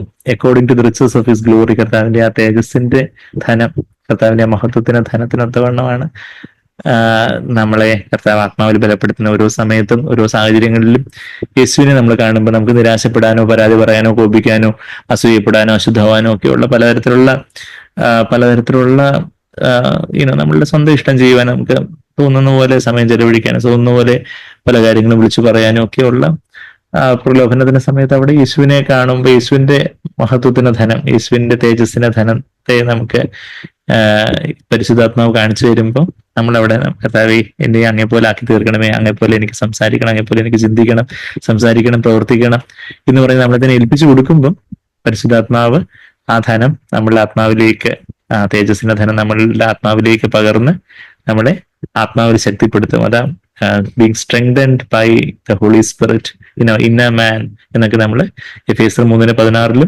എബ്രായർ 13:9 വാക്യം നമ്മൾ അതിന്റെ കൂടെ ഞായറാഴ്ച കണ്ടായിരുന്നു. കൃപയാൽ അത്രയും ഹൃദയം ശക്തീകരിക്കപ്പെടേണ്ടത്, ഉറപ്പിക്കേണ്ടത് എന്നൊക്കെ നമ്മൾ വായിച്ചു. It is good for the heart to be strengthened by grace. ആ പരിശുദ്ധാത്മാവിന്റെ ശക്തിയാലാണ് നമ്മുടെ ഹൃദയം അല്ലെങ്കിൽ നമ്മുടെ ആത്മാവ് അല്ലെങ്കിൽ നമ്മുടെ അകത്തെ മനുഷ്യൻ ബലപ്പെടേണ്ടത് എന്നുള്ളൊരു കാര്യമൊക്കെ നമ്മൾ കണ്ടു. അങ്ങനെ ആ കർത്താവിന്റെ പേര് എങ്ങനെ? ദൈവവചനം എന്ന പേര്. ആ ദൈവവചനം പിതാവിന് നമ്മളോട് പറയാനുള്ളതെല്ലാം, നമുക്കിപ്പോ ഒരാളോട് പറയാനുള്ളത് നമ്മൾ വചനങ്ങളായിട്ടാ, വാക്കുകളായിട്ടാ പറയുന്നത്. അപ്പൊ പിതാവിന് നമ്മളോട് പറയാനുള്ളതെല്ലാമാണ് യേശു കർത്താവ്. അപ്പം പിതാവിന്റെ ആ വാക്കാണ് കർത്താവ്. പിതാവിന്റെ ആ വാക്ക്, ആ വചനം, അത് ഒരു മനുഷ്യരൂപം എടുത്തതാണ് യേശു. വചനം ജഡമായി തീർന്നു എന്ന് പറയുമ്പം അവിടെ നമുക്കത് അർത്ഥ കോണിൽ കൂടെ നമുക്ക് അതിനെ കാണാം. ഒന്നെന്ന് പറഞ്ഞാൽ വചനം ഒരു മനുഷ്യരൂപം എടുത്തു എന്നുള്ളതാ വചനം ജഡമായി തീർന്നു എന്ന് പറയുമ്പോൾ. വേറൊരു ആഴത്തിലൊരു അർത്ഥത്തിൽ നമ്മളത് കാണുമ്പോൾ വചനം കർത്താവിന്റെ ആത്മമനുഷ്യന്, കർത്താവ് മനുഷ്യനായിട്ട് വന്നപ്പോൾ കർത്താവിന്റെ ആ മനുഷ്യാത്മാവില് ദൈവവചനം ഫുൾഫിൽഡ് ആയി എന്ന് പറഞ്ഞാല് ആ വചന കർത്താവ് ഓരോ സമയത്തും കർത്താവ് തിരുവഴുത്ത് നിവൃത്തിയാകേണ്ടതിന് അങ്ങനെ ചെയ്തു, തിരുവഴുത്ത് നിവൃത്തിയാകേണ്ടതിന് ഇങ്ങനെ ചെയ്തു, തിരുവഴുത്ത് നിവൃത്തിയാകേണ്ടതിന് അങ്ങോട്ട് പോയി, തിരുവഴുത്ത് നിവൃത്തിയാകേണ്ടതിന് ദാഹിക്കുന്നു എന്ന് പറഞ്ഞു, തിരുവഴുത്ത് നിവൃത്തിയാകേണ്ടതിന് അതിന്റെ ആത്മാവിനെ നിന്റെ കരങ്ങളിൽ ഫലമേൽപ്പിക്കുന്നു എന്ന് പറയുന്നു. അങ്ങനെ ഓരോ കാര്യങ്ങളും കർത്താവിൽ തിരുവഴുത്ത് നിവൃത്തിയാണ്. ഓരോ കർത്താവിലെ ആ വചനം അങ്ങ് ഫുൾഫിൽഡ് ആയി, വചനം അങ്ങ് സാക്ഷാത്കരിക്കപ്പെട്ടു. ആ വചനം ഫുള്ളായിട്ട് കർത്താവിന്റെ ജീവിതത്തിൽ യാഥാർത്ഥ്യമായി തീർന്നു. കർത്താവിന്റെ ആത്മമനുഷ്യന്റെ ഭാഗമായിട്ട് ദൈവത്തിന്റെ വചനം ആത്മാവും ജീവനുമാകുന്ന വചനം ആയി തീർന്നുകൊണ്ടേയിരുന്നു. ആ ഒരു അർത്ഥത്തിൽ നമ്മുടെ ജീവിതത്തിലും ആ ഒരു അർത്ഥത്തിൽ വചനം ജഡമായി തീരണം എന്ന് പറഞ്ഞാൽ എന്താ? ഈ വചനം കർത്താവിന്റെ സന്നിധിയിൽ ആനന്ദത്തിന് പരിപൂർണതയുണ്ട്, അല്ലെങ്കിൽ എന്റെ അടുക്കൽ വരൂ ഞാൻ നിങ്ങളെ ആശ്വസിപ്പിക്കാം എന്ന് പറയുമ്പോൾ ആ വചനം നമ്മളെപ്പോഴും ജഡമായി തീർന്നേ. നമ്മളിൽ ആ ഒരു ആനന്ദത്തിന്റെ പരിപൂർണതയും ആ ഒരു ആശ്വാസവും സമാധാനവും ഒക്കെ നമുക്കും ലഭിക്കുമ്പോഴാണ് ആ വചനം നമ്മളിൽ ജഡമായി തീരുന്നത്. നമ്മൾ ആ ഒരു അപ്പൊ ആ കർത്താവിന്റെ പേര് ദൈവവചനം എന്നാണ് കർത്താവിന്റെ പേര് എന്നുള്ളൊരു കാര്യം നമ്മളിവിടെ വെളിപ്പാട് 19-13 വാക്യത്തിൽ നമ്മൾ കാണുന്നു. പിന്നെ നമ്മൾ 14 വാക്യം നമ്മൾ കണ്ടു. 14 വാക്യം അത് നമ്മൾ വായിച്ചു. സ്വർഗത്തിലെ സൈന്യം നിർമ്മലവും ശുഭ്രവുമായ വിശേഷവസ്ത്രം ധരിച്ച്, നിർമ്മലവും ശുഭ്രമായിട്ട് വിശേഷവസ്ത്രം ആരാ ധരിച്ചേക്കുന്നേ? നമ്മള് വചനത്തോട് കമ്പയർ ചെയ്യുമ്പോൾ അത് 8 വാക്യത്തിൽ ആരാ അത് ധരിച്ചേക്കുന്നേ? കുഞ്ഞാടിന്റെ കാന്തയാണ്. അവൾക്ക് ശുദ്ധവും ശുഭ്രവുമായ വിശേഷവസ്ത്രം ധരിക്കുവാൻ. ആ വിശേഷവസ്ത്രം ധരിച്ച ഒരു സൈന്യം, അത് ആ സൈന്യം എന്ന് പറയുന്നത് ആ കാന്തയാണ്. അത് 144,000 പേരെന്ന് പറയുന്ന ആ ഒരു ചെറിയ സംഖ്യയാണ്. കർത്താവിനോടൊപ്പം കർത്താവ് ഭൂമിയിലേക്ക് തിരിച്ചു വരുമ്പം അവര് കർത്താവിന്റെ വരവെങ്കിൽ അവരെ എടുക്കപ്പെട്ടിട്ട് അവര് ഒരു സൈന്യമായിട്ട് വന്ന് ഒലിവുമലയിൽ വന്ന് ഇറങ്ങുന്നതും കർത്താവിന്റെ ആ ഒരു വചനമാകുന്ന വാളുകൊണ്ടുള്ള യുദ്ധമൊക്കെ നമ്മൾ തുടർന്ന് അർമ്മഗദോൻ യുദ്ധമൊക്കെ തുടർന്ന് നമ്മൾ വായിക്കുന്നത്. അപ്പൊ അതാ സ്വർഗത്തിലെ സൈന്യം നിർമ്മലവും ശുഭ്രവുമായ വിശേഷവസ്ത്രം ധരിച്ച് വെള്ളക്കുതിരപ്പുറത്ത് കയറി. കർത്താവും വെള്ളക്കുതിരപ്പുറത്ത് 11 വാക്യത്തില് ഈ ജയാളികളും വെള്ളക്കുതിരപ്പുറത്ത് തന്നെ. അവരുടെ ജീവിതത്തിൽ ആ ഒരു പരിശുദ്ധി, ലോകത്തോടുള്ള വേർപാടുണ്ടായിരുന്നു. ലോകത്തിന് കറപെടാതെ എന്ന് നമ്മള് യാക്കോബ് 1:27 വായിക്കുന്നത് പോലെ ലോകത്തിന്റെ കളങ്കം കേൾക്കാതെ അൺസ്റ്റെയിൻ ബൈ ദ വേൾഡ് എന്ന് നമ്മൾ വായിക്കുന്നുണ്ട്. യാക്കോബ് 1-ാം അവസാനത്തെ വാക്യത്തില് അവിടെ എന്താ നമ്മൾ വായിക്കുന്നേ? പിതാവായ ദൈവത്തിന്റെ മുമ്പാകെ ശുദ്ധവും നിർമ്മലവുമായ ഭക്തിയും അനാഥരെയും വിധവമാരെയും അവരുടെ സങ്കടത്തിൽ ചെന്ന് കാണുന്നതും, അതായത് മറ്റുള്ളവരെ ആവശ്യത്തിലിരിക്കുന്നവരെ സഹായിക്കുന്നതും, പിന്നെന്താ ലോകത്താലുള്ള കളങ്കം പറ്റാത്തവണ്ണം തന്നെത്താൻ കാത്തുകൊള്ളുന്നതും. അവർ ലോകത്താലുള്ള കളങ്കം പറ്റാതെ ശുഭ്രവസ്ത്രത്തോടെ വെള്ളവസ്ത്രത്തോടെ ആയിരുന്നു. എന്ന് പറഞ്ഞാൽ നമ്മൾ വെള്ളയും വസ്ത്രം ധരിക്കണം എന്നല്ല. ഇന്ന് ഒത്തിരി പേര് വെള്ളയും വസ്ത്രം ധരിച്ചിട്ടുള്ളവര് വെള്ളയടിച്ച് കുഴിമാടങ്ങൾക്ക് സമമായിട്ടുള്ള ജീവിതങ്ങളാണെന്നുള്ള കാര്യം നമ്മളെ ചുറ്റും കാണുന്നുണ്ട്. കർത്താവ് തന്നെ വസ്ത്രം ധരിക്കുന്നതിനെ കുറിച്ച് പറയുമ്പം കർത്താവ് പറയുന്നുണ്ട്, നമ്മള് സാക്ബറിന്ന് കേട്ടിട്ടുണ്ട്, പിന്നെ വയലിലെ ലില്ലി പുഷ്പങ്ങളെ നോക്കുമ്പോൾ, വയലിലെ പൂക്കളെ നോക്കുമ്പോൾ എല്ലാം വെള്ളയാണോ? എല്ലാ പൂക്കളും ഇല്ല, പല പല കളറിലുള്ള പൂക്കളുണ്ട്. അപ്പൊ അതുകൊണ്ട് പല പല കളറിലുള്ള വസ്ത്രം ധരിക്കുന്നതിനൊന്നും ഒരു കുഴപ്പമില്ല. കർത്താവ് അങ്ങനെ പിതാവ് നിങ്ങളെ വസ്ത്രം ധരിപ്പിക്കും എന്നാണ് കർത്താവ് അവിടെ വസ്ത്രധാരണത്തെ കുറിച്ച് കർത്താവ് പറഞ്ഞൊരു വാക്യം മത്തായി 6-ാം അതുപോലെ നിങ്ങളെയും വസ്ത്രം ധരിപ്പിക്കും എന്ന് പറയുന്നുണ്ട്. അപ്പൊ അതുകൊണ്ട് നമ്മള് കളറുള്ള ഡ്രസ്സ് ഇടുന്നതിനൊന്നും ഒരു കുഴപ്പമില്ല. അല്ലെങ്കിൽ ഒരു മതഭക്തിയുടെ വേഷമായിട്ട് വെള്ളം മാത്രം ധരിക്കത്തുള്ളൂ എന്നൊക്കെ പറയുന്നതൊക്കെ വചനത്തിലില്ലാത്ത കാര്യങ്ങളൊക്കെയാണ്. എന്നാൽ ഇവിടെ ആലങ്കാരിക ഭാഷയിൽ ആ ശുഭ്രവസ്ത്രം അത് വിശുദ്ധിയും പരിശുദ്ധിയും കുറിക്കുന്ന കാര്യം. അത് മാത്രമല്ല, നമ്മുടെ സൈക്ബർന്നെ കേട്ടുള്ളതിൽ വെള്ളവസ്ത്രം മാത്രം ധരിക്കുന്നവർക്ക് ഭയങ്കര ചെലവായിരിക്കും. എന്ന് വെച്ചാൽ ഈ വെള്ളവസ്ത്രമൊക്കെ കുറച്ച് കഴിയുമ്പോഴേക്ക് മഞ്ഞിച്ച് പോകും. അപ്പൊ അതുകൊണ്ട് വെള്ളവസ്ത്രം മാത്രം ധരിക്കാൻ നല്ല ചെലവാണ്. പിന്നെ ഇതെല്ലാം മാറി വെള്ളവസ്ത്രം, അതുപോലെ തിളങ്ങുന്ന വെള്ളവസ്ത്രം തന്നെ ധരിക്കണം എന്നുണ്ടെങ്കിൽ അത് അധിക ചെലവാണ്. പക്ഷെ കളറുള്ള വസ്ത്രമൊക്കെ ആകുമ്പോൾ പിന്നെ കുറച്ചുകൂടി നാളിത് നമുക്ക് ഉപയോഗിക്കാൻ പറ്റും. അപ്പൊ അങ്ങനെയൊക്കെയുള്ള എന്നാൽ ഭക്തിയുടെ വേഷമായിട്ട് ആ ഒരു വെള്ളയും ധരിക്കത്തുള്ളൂ, അല്ലെങ്കിൽ ഇന്ന ഒരു ഡ്രസ് കോഡേ ഉള്ളൂ, അതൊക്കെ ഒരു പുറമേ ഉള്ള ഒരു കാട്ടിക്കൂട്ടൽ മാത്രമാണെന്നുള്ള കാര്യം അവരുടെ ജീവിതത്തെ നോക്കുമ്പോൾ തന്നെ ഇത് കൊച്ചുകുഞ്ഞിനും എന്തെങ്കിലും ഒരു തലയിൽ ആൾതാമസമുള്ളവർക്കൊക്കെ മനസ്സിലാവും. മറ്റേ അതുപോലെ വഞ്ചിക്കപ്പെട്ടവർക്കൊന്നും മനസ്സിലാവത്തില്ലെന്നേ ഉള്ളൂ. പിന്നെ അത് നമ്മൾ വായിക്കുന്ന ഇപ്പൊ ശുഭ്രവസ്ത്രധാരികളായിട്ട് വിളക്കുതിർത്ത് അവനെ അനുഗമിച്ചു. പിന്നെ 15-ാമത്തെ വാക്യം 15-16 വാക്യങ്ങള് അത് ചെറിയൊരു പോർഷനേ ഉള്ളൂ. അത് ഇപ്പോ അജുബേർ അത് ഡിസ്പ്ലേ ചെയ്യുമ്പോൾ ജഗബേർ അത് ആ പോർഷൻ കറസ്പോണ്ടിങ് ആയിട്ട് വായിക്കുമല്ലോ. ഞാൻ വാക്യം 15-16 ജാതികളെ വെട്ടുവാൻ അവന്റെ വായിൽ നിന്ന് മൂർച്ചയുള്ള വാൾ പുറപ്പെടുന്നു. അവൻ ഇരുമ്പ് വേൽ കൊണ്ട് അവരെ മേയിക്കും. സർവശക്തിയുള്ള ദൈവത്തിന്റെ കോപവും ക്രോധവും ആയ മദ്യത്തിന്റെ ചക്ക് അവൻ മെതിക്കുന്നു. രാജാധിരാജാവും കർത്താവും എന്ന നാമം അവന്റെ ഉടുപ്പിന്മേലും തുടമേലും എഴുതിയിരിക്കുന്നു. വായിൽ നിന്ന് പുറപ്പെടുന്ന മൂർച്ചയുള്ള വാൾ ദൈവവചനത്തിന്റെ പ്രതീകമാണ്. അതിനാൽ സകല ജാതികളും ന്യായം വിധിക്കപ്പെടും. പിതാവ് ന്യായവിധിയെല്ലാം പുത്രനെ ഏൽപ്പിച്ചിരിക്കുന്നതായി യോഹന്നാൻ 5:22 യേശു പറഞ്ഞിട്ടുണ്ട്. തന്റെ വചനത്തിലൂടെയാണ് കർത്താവ് ന്യായവിധി നടത്തുക. ഞാൻ സംസാരിച്ച വചനം തന്നെ ഒടുക്കത്തെ നാളിൽ ആളുകളെ ന്യായം വിധിക്കും യോഹന്നാൻ 12:48. നമ്മളിവിടെ വെളിപാട് 19 അധ്യായത്തിന്റെ അതിന്റെ 15-16 വാക്യങ്ങളാണ് നമ്മളിപ്പം കണ്ടേ. എന്താ 15-ാമത്തെ വാക്യത്തിൽ നമ്മൾ വായിക്കുന്നത്? ജാതികളെ വെട്ടുവാൻ അവന്റെ വായിൽ നിന്ന് മൂർച്ചയുള്ള ഒരു വാള്. ഈ ഒരു വാള് നമുക്കറിയാം, എബ്രായർ 4:12 നമ്മൾ അവിടെ ദൈവവചനത്തെ ഒരു വാളിനോട്, ഏത് മൂർച്ചയുള്ള വാളിനെക്കാട്ടിലും മൂർച്ചയുള്ള വാളെന്നാണ് അവിടെ ദൈവവചനത്തെ കുറിക്കുന്നത്. അത് എല്ലുകളെ വരെ തുളച്ചു ചെല്ലുവാൻ ശക്തിയുള്ള ഒരു വാളാണെന്നാണ് അവിടെ നമ്മള് എബ്രായർ 4:12 വായിക്കുന്നത്. എല്ലുകളെന്ന് അവിടെ വായിക്കുന്നില്ല, പക്ഷെ അവിടെ വായിക്കുന്നതെന്ന് പറഞ്ഞാല് സന്ധികളെയും മജ്ജകളെയും വേർതിരിക്കുന്നതിനെ തുളച്ചു ചെല്ലുവാൻ എന്നാണ് അതിന്റെ യഥാർത്ഥത്തിലുള്ള പരിഭാഷ വേണ്ടത്. സന്ധിയുടെയും മജ്ജയുടെയും ഇടയ്ക്ക് എന്താന്ന് ചോദിച്ചാൽ എല്ലാം ഉള്ളത്. നമ്മുടെ ശരീരത്തില് ഏറ്റവും കട്ടി കൂടിയത് ഇനാമലാന്ന് പറയും, പിന്നെ എല്ലാം.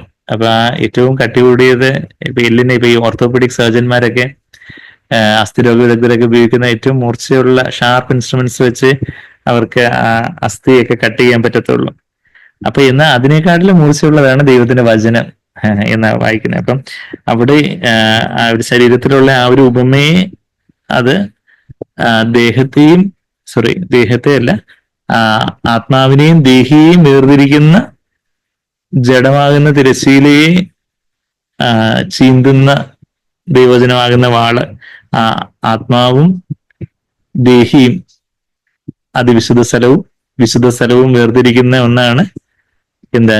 തിരശ്ശീല. ആ തിരശ്ശീല ജഡമാണ് എന്നുള്ള കാര്യമാണ്, ജഡത്തെ കുറിക്കുന്നതാണെന്ന് നമ്മൾ എബ്രായർ 10 അധ്യായത്തിന് 19-20 വാക്യങ്ങളിൽ വായിക്കുന്നുണ്ട്. കർത്താവ് തന്റെ ജീവിതത്തിൽ ആ ജഡമാകുന്ന തിരശ്ശീലയെ സമ്പൂർണ്ണമായിട്ടും ചീന്തി ക്രൂശ് എടുത്തുകൊണ്ടത് സ്വന്തം ഇഷ്ടത്തെ തിരിച്ചുകൊണ്ട്, ആ ജഡം എന്ന് പറഞ്ഞാൽ സ്വന്തം ഇഷ്ടം. അപ്പോ ഈ ദൈവജനമാകുന്ന വാള് നമ്മുടെ ജീവിതത്തിലും അതുപോലെ ആ ജഡമാകുന്ന തിരശ്ശീലയെ ചീന്തിയാലേ കർത്താവ് നമുക്ക് പ്രവേശനം തന്ന അതിവിശുദ്ധ സ്ഥലത്തേക്ക്, കർത്താവിന്റെ സന്നിധിയിലേക്ക് തന്നെ, ആ സ്വർഗസിംഹാസനത്തിലേക്ക് തന്നെ നമുക്ക് പ്രവേശനം വേണമെങ്കിൽ നമ്മുടെ ജീവിതത്തിൽ അവിടെ ഒരു കർത്താവ് തന്നെ ബലിയായിട്ട് പിതാവിന് മുമ്പാകെ സ്വന്തം ഇഷ്ടത്തെ അർപ്പിച്ചതുപോലെ നമ്മളും നമ്മുടെ സ്വന്തം ഇഷ്ടത്തെ അടിയറവ് പറയുമ്പോഴാണ് ദൈവവചനമാകുന്ന വാള് നമ്മളുടെ ആത്മാവിനെയും ദേഹിയും തിരിക്കുന്ന ഈ ജഡമാകുന്ന തിരശ്ശീലയെ ചീന്തുകയും നമുക്ക് അതിന്റെ തൊട്ട് താഴെ നമ്മൾ അതിന്റെ 16-ാമത്തെ വാക്യത്തിൽ വായിക്കുന്ന പോലെ കൃപാസനത്തിനെങ്കിലേക്ക് അടുത്തു വരാനും പറ്റത്തുള്ളൂ. അതുകൊണ്ട് നമുക്ക് ധൈര്യത്തോടെ കൃപാസനത്തിനെങ്കിലേക്ക് അടുത്തു വരാവുന്ന അവിടെ അതിന്റെ 16-ാമത്തെ വാക്യത്തിൽ, അതുകൊണ്ട് കരുണ ലഭിപ്പാനും തക്ക സമയത്തിനുള്ള കൃപ ലഭിപ്പാനുമായിട്ട് നാം ധൈര്യത്തോടെ കൃപാസനത്തിനെങ്കിലേക്ക് അടുത്തില്ല. കൃപാസനത്തിലേക്ക് അടുത്തു ചെല്ലാനായിട്ട് ആ തിരശ്ശീലയെ കർത്താവ് തുറന്നിരിക്കുന്ന ആ ജഡമാകുന്ന തിരശ്ശീലയെ ചീന്തപ്പെട്ട ആ വഴിയിലൂടെ നമുക്കും പോകാനൊക്കെ ഉള്ളൂ. എങ്ങനെ നമുക്ക് പോകാൻ പറ്റുന്ന? കർത്താവേ, എന്റെ ഇഷ്ടം പോലെ അവിടുത്തെ ഇഷ്ടം പോലെ ഞാൻ എന്നെ തന്നെ അങ്ങ് സമർപ്പിക്കുന്നു എന്ന് പറയുമ്പോഴാണ്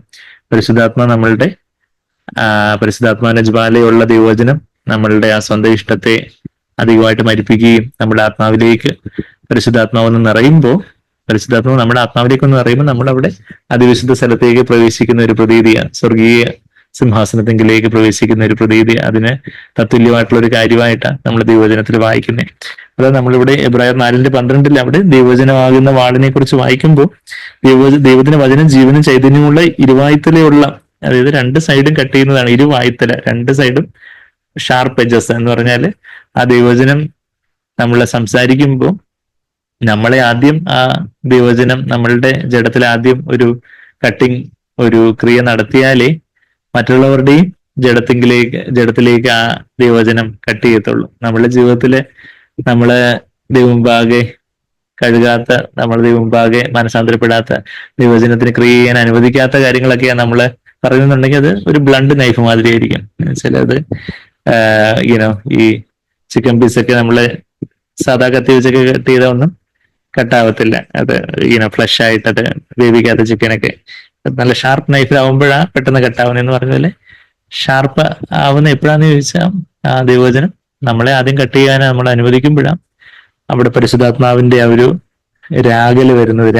ഈ പിച്ചാത്തേക്ക് രാഗെന്ന് പറയുന്നത് പോലെ അത് മറ്റുള്ളവർക്കും ആ ഒരു അവരുടെ ജഡം, അവരുടെ സ്വയജീവനിലേക്ക് അവരുടെ വെളിച്ചം ലഭിക്കുകയും അവരെയും അത് കർത്താവിലേക്ക് അതിവിശുദ്ധ സ്ഥലത്തേക്ക് പ്രവേശിക്കാൻ തക്കവണ്ണമുള്ളൊരു ആ ഒരു ബെക്കണിങ്ങിലേക്ക്, ഒരു വിളിയിലേക്ക് അവരെ നടത്തുന്നത്. അത് നമ്മൾ വായിക്കുന്ന ദൈവത്തിന്റെ വചനം ജീവനും ചൈതന്യവുമുള്ള എബ്രായർ 4:12 ഇരുവായുത്തലുള്ള ഏത് വാളിനേക്കാൾ ഇരുവായുത്തലയുണ്ട്. അത് പറയുന്നവനെയും കേൾക്കുന്നവനെയും കട്ട് ചെയ്യുന്നതാണ് യഥാർത്ഥത്തിലുള്ള അഭിഷേകമുള്ള ദൈവത്തിന്റെ വചനം. അത് ഏത് വാളിനേക്കാൾ ഇരുവായുത്തലുള്ള ഏത് വാളിനേക്കാളും മൂർച്ചയേറിയതാണ്. അത് പ്രാണനെയും ആത്മാവിനെയും സന്ധിമജ്ജകളെയും വേർപിടിക്കും വരെ എന്നാണ് മലയാളത്തിൽ ട്രാൻസ്ലേറ്റ് ചെയ്തിരിക്കുന്നത്. ഇംഗ്ലീഷിൽ ഇങ്ങനെ NASB piercing as far as the division of soul and spirit. ആ ഡിവിഷൻ എന്നുള്ള ഗ്രീക്ക് വാക്ക് മെരിസ്മാസ് എന്നുള്ളൊരു വാക്കാണ്. ഡിവിഷനോ പാർട്ടിഷനോ സെപ്പറേഷനോ ഒക്കെ നമുക്ക് അവിടെ ട്രാൻസ്ലേറ്റ് ചെയ്യാൻ പറ്റും. നമ്മൾ പലപ്പോഴും കണ്ടിട്ടുള്ളത് പോലെ പുറപ്പാട് ദിവസം 26:33 ഈ ഒരു പാർട്ടിഷനാണ് ഇത് ജഡവാഹന തിരശ്ശീല എന്നുള്ള കാര്യമൊക്കെ നമ്മളവിടെ പാർട്ടിഷൻ ആ തിരശ്ശീല, അതായത് അതിവിശുദ്ധ സ്ഥലത്തെയും വിശുദ്ധ സ്ഥലത്തെയും വേർതിരിക്കുന്ന പാർട്ടിഷനാണ് തിരശ്ശീല എന്ന് നമ്മൾ പുറപ്പാട് പുസ്തകം 26:33 നമ്മൾ വായിക്കുന്നുണ്ട്. അപ്പൊ ആ piercing as far as the partition of soul and spirit, ആത്മാവിനെയും ദേഹിയെയും വേർതിരിക്കുന്ന ഒരു പാർട്ടിഷൻ ഉണ്ട്. ആ പാർട്ടിഷൻ എന്ന് പറഞ്ഞാൽ എന്താ, ഒരു വേറിടുന്ന, ഇപ്പൊ ഒരു 2 റൂം തമ്മിൽ ഒരു പാർട്ടീഷൻ ഉണ്ടെന്ന് പറഞ്ഞാൽ അവിടെ ഒരു സെപ്പറേഷൻ ഉണ്ട്, പാർട്ടീഷൻ ഉണ്ട്. അതിനെ അവിടെ ഒരു രണ്ടിനെയും വേർതിരിക്കുന്ന ഒരു സംഭവം ഉണ്ട്. അതാണ് ആ വേർതിരിക്കുന്ന സംഭവമാണ് ഈ ജഡവാകുന്ന തിരശ്ശീല. അതിലേക്കാണ് ഈ ദൈവവചനം പിയേഴ്സ് ചെയ്യുന്നതെന്നാണ് അവിടെ യഥാർത്ഥത്തിൽ എക്സാക്ട് ആയിട്ടുള്ള ഗ്രീക്ക് ട്രാൻസ്ലേഷൻ വേണ്ടത്. ഗ്രീക്കിൽ നിന്നുള്ള ട്രാൻസ്ലേഷൻ ഡിവിഷൻ എന്നുള്ള വാക്ക് പാർട്ടീഷൻ എന്നാണ് ട്രാൻസ്ലേറ്റ് ചെയ്യുന്നത്. കുറച്ചുകൂടെ അത് കാര്യങ്ങൾ ക്ലിയർ ആയേനെ. ഒരു പക്ഷേ ട്രാൻസ്ലേറ്റ് ചെയ്തിട്ടുള്ളവർക്ക് അതിനെക്കുറിച്ചുള്ള അത്ര വെളിച്ചമില്ലാത്തത് കൊണ്ട് അവരങ്ങ് ഡിവിഷൻ എന്നും മലയാളത്തിൽ അങ്ങ് വേർപിടിവിക്കും വരെ എന്നൊക്കെ അങ്ങ് ട്രാൻസ്ലേറ്റ് ചെയ്തിരിക്കുക. എന്ന് വെച്ചാൽ എന്നാൽ യഥാർത്ഥത്തിൽ ട്രാൻസ്ലേറ്റ് ചെയ്യേണ്ടത് പ്രാണനെയും ആത്മാവിനെയും പ്രാണന്റെ ആത്മാവിന്റെയും അതിനെ രണ്ടിനെയും വേർതിരിക്കുന്ന വേർതിരിവിനെ തുളച്ചു ചെല്ലുന്നതെന്നാണ് അവിടെ ട്രാൻസ്ലേറ്റ് ചെയ്യേണ്ടത്. Piercing as far as the division of the soul and the spirit. ഇത് കഴിഞ്ഞിട്ട് അതിന്റെ ഒരു ഉപമയായിട്ട് പറഞ്ഞിരിക്കുക of division of soul and spirit, division of joints and marrow, അല്ലെങ്കിൽ partition of joints and marrow. നമ്മളുടെ ജോയിന്റ്, ഒരു അസ്ഥി ജോയിന്റ് എന്ന് പറയുമ്പോൾ സന്ധി ജോയിന്റ്, ആ സന്ധിയുടെ എല്ലിന്റെ ഉള്ളിലുള്ളതായി മജ്ജ, മാരോ, മജ്ജ. അപ്പൊ ഈ സന്ധിയുടെയും മജ്ജയുടെ ഇടയ്ക്ക് എന്താന്ന് ചോദിച്ചാൽ എല്ലാം ഉള്ളേ. അപ്പൊ ആ എല്ലാണ് ഏറ്റവും കട്ടിയുള്ളൊരു നമ്മുടെ ശരീരത്തിലൊരു ഭാഗം എന്ന് പറഞ്ഞാല്. അപ്പൊ ആ എല്ലിനെ തുളച്ചെല്ലാം തക്കവണ്ണമുള്ള ഒരു മൂർച്ചയുള്ള കത്തി എന്നുള്ളതിന്റെ ഒരു ഉപമയായിട്ടാണ് ദൈവവചനത്തെ ഉപമിച്ചിരിക്കുന്നത്. നമ്മളുടെ ജഡവാകുന്ന തിരശ്ശീല ആത്മാവിനെയും ദേഹിയും വേർതിരിക്കുന്ന ഈ ജഡവാകുന്ന തിരശ്ശീലയെ അതുപോലെ എല്ലിനെ കട്ട് ചെയ്യുന്ന മൂർച്ചയുള്ള ഒരു കത്തിനെക്കാട്ടിലും മൂർച്ചയുള്ളതായിട്ടുള്ള കത്തിയാണ് ഇത്. ആത്മാവിനെയും ദേഹിയെയും ഡിവൈഡ് ചെയ്യുന്ന ഈ പാർട്ടീഷൻ ആയിട്ടുള്ള ജഡത്തെ, ജഡമാകുന്ന തിരശ്ശീല സ്വന്തം ഇഷ്ടത്തെ വേർതിരിക്കുന്നതാണെന്നുള്ളൊരു കാര്യം. അങ്ങനെയാണ് അത് തുളച്ചു ചെല്ലുമ്പോൾ എന്താ പറ്റുന്നത്, ഹൃദയത്തിലെ ചിന്തനങ്ങളെയും ഭാവങ്ങളെയും വിവേചിക്കുന്നതാകുന്നു. നമ്മളുടെ ദേഹിയിലുള്ള അവിടെ ആ ഹൃദയം എന്നുള്ള വാക്ക് ആത്മാവിനെയും ദേഹിയും കൂടെ ഒരുമിച്ച് കുറിക്കുന്ന ഒരു പദമായിട്ട് അവിടെ ഹൃദയം എന്നുള്ള വാക്ക് ഈ എബ്രായർ 4:12 ഉപയോഗിച്ചിരിക്കുന്നത്. അപ്പൊ നമ്മളുടെ ദേഹിയിലുള്ള പല ചിന്തകളും വിചാരങ്ങളും ഉദ്ദേശ ലക്ഷ്യങ്ങളും ഒക്കെ അത് ദൈവികമായിട്ട് പരിശുദ്ധാത്മാവിന്റെ പ്രേരണയിലുള്ള ചിന്തയാണോ അത് നമ്മുടെ ജഡത്തിൽ നിന്ന് വന്നിട്ടുള്ള ചിന്തയാണോ എന്നുള്ള കാര്യത്തിനെ കുറിച്ചൊരു ബോധ്യം തരാന് ദൈവവചനമാകുന്ന ഒരു വാളിന് സാധിക്കും എന്നുള്ളൊരു കാര്യം. ദൈവവചനത്തിന്റെ ഒരു യഥാർത്ഥത്തിലുള്ള ഒരു കട്ടിങ് നമ്മളുടെ തിരശ്ശീലയിൽ, ജഡമാകുന്ന തിരശ്ശീലയിൽ നടക്കുമ്പോൾ നമ്മളതിനെ കർത്താവിന്റെ മുമ്പാകെ കർത്താവ് എന്റെ ഇഷ്ടമല്ല അവിടുത്തെ ഇഷ്ടമല്ല, ഇഷ്ടം മാത്രം മതി എന്ന് പറഞ്ഞ് നമ്മളതിനെ സമർപ്പിക്കുമ്പോൾ പല മേഖലകളിലും നമുക്കുള്ള പല ചിന്തകള്, നമ്മളുടെ പല അഭിപ്രായങ്ങള്, നമ്മളുടേതായ ചില നിരൂപണങ്ങള്, നമ്മളുടേതായ പല പല ശൈലികളോ പലതരത്തിലുള്ള കാര്യങ്ങളോ ഒക്കെ അത് ദൈവികമാണോ മാനുഷികമാണോ, അതായത് ആത്മാവിൽ നിന്നുള്ളതാണോ അതോ ദേഹിയിൽ നിന്നുള്ളതാണോ, അത് ഈവൻ ജഡത്തിൽ നിന്ന് വന്നിട്ടുള്ള കാര്യമാണോ എന്നുള്ള കാര്യമൊക്കെ വിവേചിച്ചറിയാൻ തക്കവണ്ണം ഈ ദൈവവചനത്തിന്റെ ഈ ഒരു കട്ടിങ്, ദൈവവചനത്തിന്റെ ഈ ഒരു ചീന്തല് സഹായിക്കുന്നുള്ള കാര്യം. അപ്പൊ നമ്മളിത് പറഞ്ഞു വരുന്നത് വെച്ചാൽ അവിടെ വെളിപാട് പുസ്തകം 19:15 ആ ജാതികളെ വെട്ടുവാനായിട്ട് കർത്താവിന്റെ വായിൽ നിന്ന് വന്ന മൂർച്ചയുള്ള വാളിനെ കുറിച്ചാണ് നമ്മളവിടെ കാണുന്നത്. അപ്പം ആ മൂർച്ചയുള്ള വാള് ഇന്ന് നമ്മളെ കട്ട് ചെയ്യുവാൻ, നമ്മളുടെ ജഡത്തെ കട്ട് ചെയ്യുവാൻ നമ്മൾ അനുവദിക്കുന്നുണ്ടെങ്കിൽ മാത്രമേ അന്ന് ആ കർത്താവിന്റെ കൂടെയുള്ള സൈന്യമാകുന്ന ആ 144,000 പേര് ഇതുപോലെ അവരുടെ ജീവിതത്തിൽ ദൈവജനത്തിന്റെ വാളിന്റെ ഒരു പ്രവൃത്തി അവരുടെ ജീവിതത്തിൽ അവർക്ക് ദൈവം വെളിച്ചം കൊടുത്തിട്ടുള്ളിടത്തോളം അവരത് അനുവദിച്ചിട്ടുള്ളത് കൊണ്ട് അവർക്ക് ആ കർത്താവിന്റെ കൂടെ കർത്താവ് ഈ വചനമാകുന്ന വാളുകൊണ്ട് കട്ട് ചെയ്യുമ്പോൾ കർത്താവിന്റെ കൂടെ ഒരു വലിയ സൈന്യമായിട്ട് കർത്താവിന്റെ കൂടെ അണിനിരക്കുവാൻ എല്ലാവർക്കും ആ കൗണ്ട്ലെസ് മൾട്ടിറ്റ്യൂഡ് എല്ലാം കൂടെ കർത്താവിന്റെ കൂടെ വന്നിറങ്ങുന്നത് നമ്മളവിടെ കാണുന്നില്ല. കൗണ്ട്ലെസ് മൾട്ടിറ്റ്യൂഡ് എന്ന് പറഞ്ഞാൽ എണ്ണിക്കൂടാത്ത പുരുഷാരത്തെ കുറിച്ച് നമ്മൾ വെളിപാട് 7:9 വായിക്കുന്നുണ്ട്. വിവാഹത്തിന് ക്ഷണിക്കപ്പെട്ടവർ അനേകരാണ്. എന്ന കാന്ത മാത്രമാണ് കർത്താവിന്റെ കൂടെ വന്ന് ഈ യുദ്ധം ചെയ്യുന്നതായിട്ടുള്ള ഒരു കാര്യം. ഏറ്റവും ഫെയ്ത്ത്ഫുൾ ആയിട്ടുള്ള ആൾക്കാർ ദൈവജനത്തെ വാളായിട്ട് ഉപമിക്കുന്ന ഒരു കാര്യം നമ്മൾ എഫേസ്യർ 6 സർവായുധ വർഗം വായിക്കുമ്പോഴും എഫേസ്യർ 6:17 വാക്യം നമ്മൾ വായിക്കുമ്പം അവിടെ നിന്ന് നമ്മൾ വായിക്കുന്ന എഫേസ്യർ 6 ഇപ്പൊ ഞാൻ പറഞ്ഞ ഈ ഒരു എന്താ പറഞ്ഞ എബ്രായർ 4:12 കുറച്ച് മീറ്റ് എന്ന് പറഞ്ഞാൽ എന്താ, കുറച്ച് ഖരാഹാരമാണ്. അത് കുറച്ച് നമ്മൾ ചെയ്യുമ്പോൾ വെച്ചാൽ നമ്മളുടെ പ്രായോഗിക ജീവിതത്തിൽ നമ്മള് സ്വന്തം ഇഷ്ടത്തെ ദൈവത്തിന്റെ ഇഷ്ടത്തിനായിട്ട് ഏൽപ്പിച്ചു കൊടുക്കുമ്പോഴേ ആ ദൈവജനം നമ്മളെ ജഡത്തിൽ കട്ട് ചെയ്യുന്ന കാര്യമൊക്കെ നമുക്ക് കാര്യങ്ങൾ കൂടുതൽ നമുക്ക് കത്തത്തുള്ളൂ. അല്ലെങ്കിൽ ഈ സൗൻ എന്തൊക്കെയോ പറയുന്നൊന്നും മനസ്സിലാവുന്നില്ലല്ലോ എന്നൊക്കെ ചിലർക്ക് തോന്നിക്കൂടായികയില്ല. അത് മിൽക്ക് മാത്രം നമ്മളെ ശിശുക്കൾക്കുള്ള മിൽക്ക് മാത്രം പാല് മാത്രം കുടിച്ചുകൊണ്ടിരുന്ന പറ്റത്തില്ല. നമ്മളെ ആദ്യ വചനങ്ങളെയൊക്കെ വിട്ട് പ്രാഥമിക വചനങ്ങളെയൊക്കെ വിട്ട് പരിജ്ഞാന പൂർത്തിയിലേക്ക് അയണമെന്നാണ് എബ്രായർ 6 വാക്യത്തിൽ നമ്മൾ വായിക്കുന്നത്. അപ്പൊ അതുകൊണ്ട് ഖരാഹാരം എന്ന് പറഞ്ഞാൽ അത് ക്രൂസിന്റെ വചനമാണെന്ന് വെച്ചാൽ നമ്മളുടെ ഈ ജഡത്തെ കട്ട് ചെയ്യുന്ന കാര്യങ്ങൾ എന്ന് പറഞ്ഞാൽ നമ്മളെപ്പോഴും സഭയിൽ പറയുന്ന കാര്യങ്ങളാണ്.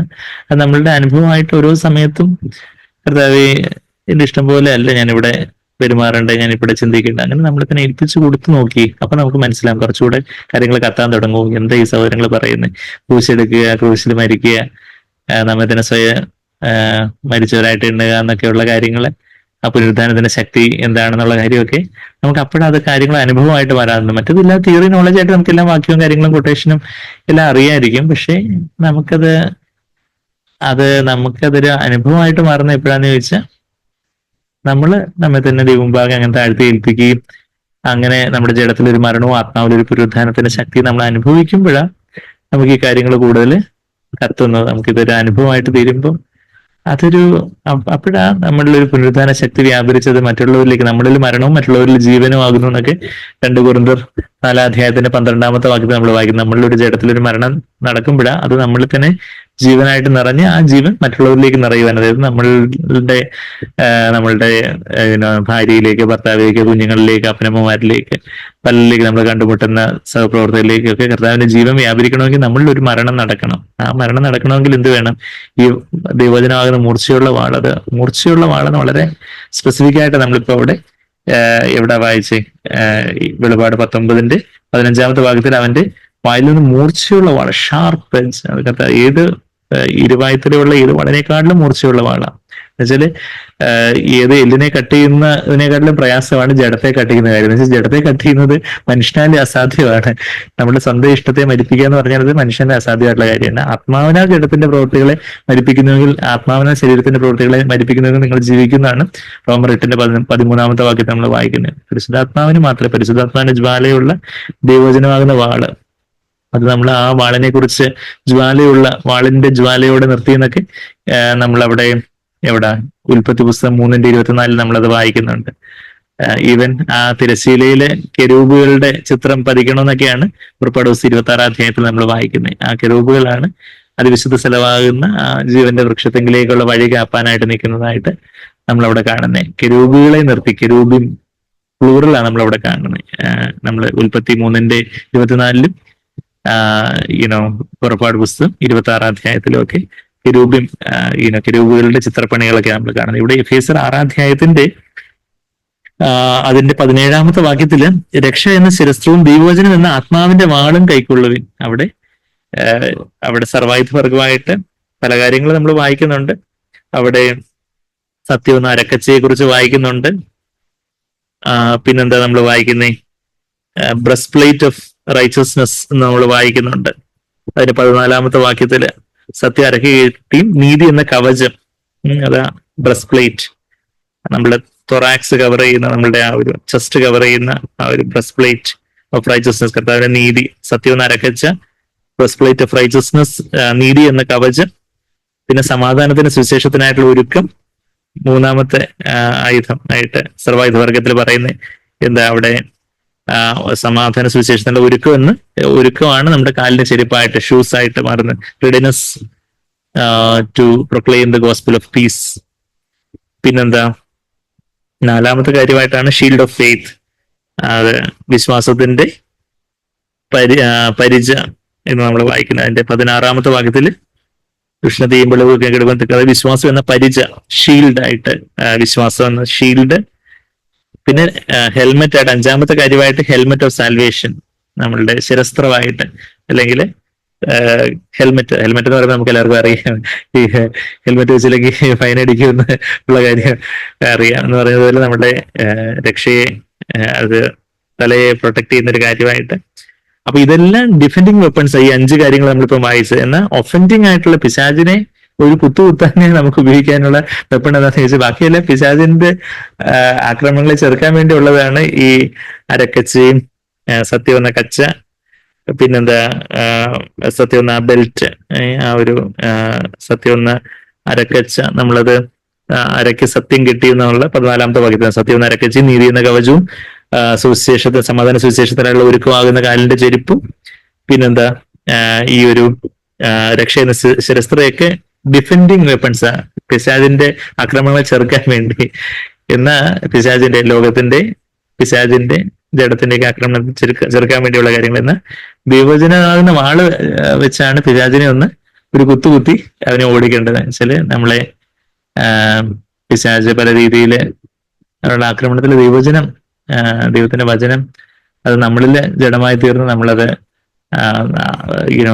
അത് അധികാരത്തോട് നമ്മൾ പറയുമ്പോഴാണ് പിശാച് നമ്മളെ വിട്ട് ഓടിപ്പോകുന്നത്. പിശാചിനെ എതിർത്ത് നിൽക്കുവിൻ, ദൈവത്തിന് കീഴടങ്ങുവിൻ, പിശാചിനെ എതിർത്ത് നിൽക്കുവിൻ, അവൻ നിങ്ങളെ വിട്ട് ഓടിപ്പോകുന്ന യാക്കോബ് 4:7 വാക്യത്തിൽ പറയുന്നതായിട്ട് നമുക്കറിയാം. അങ്ങനെ ആ ദൈവജനമാകുന്ന വാള് പ്രയോഗിക്കുമ്പോഴാണ് സാത്താന് യേശുവിന്റെ ഇടയ്ക്ക് പല കാര്യങ്ങളും അവന്റെ പ്രലോഭനങ്ങളുമായിട്ട് വന്നപ്പം ഓരോ സമയത്തും ദൈവജനമാകുന്ന വാള് പിതാവ് പരിശുദ്ധാത്മാവിലൂടെ യേശുവിനെ ഓർപ്പിച്ചു ഇന്ന വചനങ്ങള്.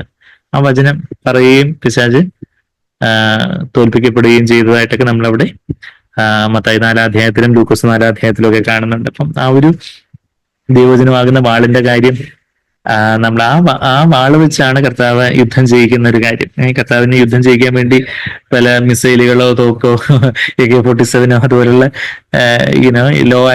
ലോ ക്ലാസ് ഐറ്റംസ് ഒന്നും കർത്താവിന് വേണ്ട. കർത്താവിന്റെ വാക്കുകൊണ്ട് തന്നെ ഇവരെല്ലാം നാമാവശേഷമാകും. അതായത് ഏത് ക്രിസ്തുവും കള്ളപ്രവാചകനും അവരുടെ കൂടെയുള്ള സൈന്യ സന്നാഹങ്ങളും ഒക്കെ, ലോകത്തിന്റെ വലിയ വലിയ സൈന്യങ്ങളും ഒക്കെ കർത്താവിന്റെ വായിൽ നിന്ന് വരുന്ന, അത് നമ്മൾ തിരിച്ച് വെളിപാട് പുസ്തകം 19:15 വാക്യത്തിൽ ജാതികളെ വെട്ടുവാനായിട്ട് അവന്റെ വായിൽ നിന്ന് മൂർച്ചയുള്ള വാൾ പുറപ്പെടുന്നു, അവൻ ഇരുമ്പ് കോൽ കൊണ്ട് അവരെ മേയിക്കും. ആ ഇരുമ്പ് കോൽ കൊണ്ട് മേയിക്കുന്നു എന്ന് പറഞ്ഞാൽ അത് കർത്താവിന്റെ അധികാരത്തെ കുറിക്കുന്ന ഒരു കാര്യമാണ്. പിന്നെ അതുപോലെ തന്നെ അതിനു മുമ്പ് നമ്മള് കർത്താവിന്റെ വചനം കൊണ്ടുള്ള ന്യായവിധിയെ കുറിച്ച് നമ്മളിപ്പം അവിടെ അതിമോചന പുസ്തകത്തിൽ നമ്മൾ യോഹന്നാൻ 5:22 വായിച്ചു. നമുക്ക് ആ 2 വാക്യത്തിന് റെഫറൻസും കൂടെ എടുക്കാം.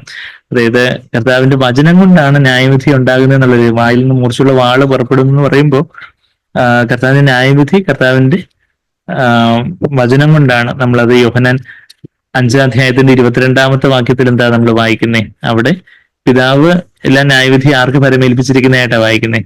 പുത്രന് ഫലമേൽപ്പിച്ചിരിക്കുന്നതായിട്ടാണ് നമ്മളവിടെ കാണുന്നത്. യോഹന്നാന്റെ സുവിശേഷം 5:22 വാക്യം, എല്ലാവരും പിതാവിനെ ബഹുമാനിക്കുന്ന പോലെ തന്നെ പുത്രനെയും ബഹുമാനിക്കേണ്ടതിന് പിതാവ് ആരെയും ന്യായം വിധിക്കാതെ ന്യായവിധി എല്ലാം പുത്രനെ കൊടുത്തിരിക്കുന്നു. നമുക്കറിയാം അവിടെ വെളിപാട് 4 പിതാവിനെ ആരാധിക്കുന്നതും വെളിപാട് 5 അതേപോലെ തന്നെ പുത്രനെയും ആരാധിക്കുന്നത് നമ്മൾ കാണുന്നുണ്ട്. അതുപോലെ ഇപ്പം എല്ലാവരും പിതാവിനെ ആരാധിക്കുന്ന പോലെ തന്നെ പുത്രനെയും ആരാധിക്കുകയും ബഹുമാനിക്കേണ്ടതിനായിട്ട് പിതാവ് ആരെയും ന്യായം വിധിക്കാതെ ന്യായവിധിയെല്ലാം പുത്രന് കൊടുത്തിരിക്കുക എന്നുള്ള കാര്യമാണ് കർത്താവ് പറഞ്ഞിരിക്കുന്നത്. കർത്താവ് എങ്ങനെ ന്യായം വിധിക്കുന്നതെന്ന് നമ്മളവിടെ വായിക്കുന്നു. ഇതേ യോഹന്നാന്റെ സുവിശേഷം 12:48 വാക്യത്തിലേക്ക് നമ്മൾ വരുമ്പോൾ എന്താ നമ്മൾ വായിക്കുന്നത്?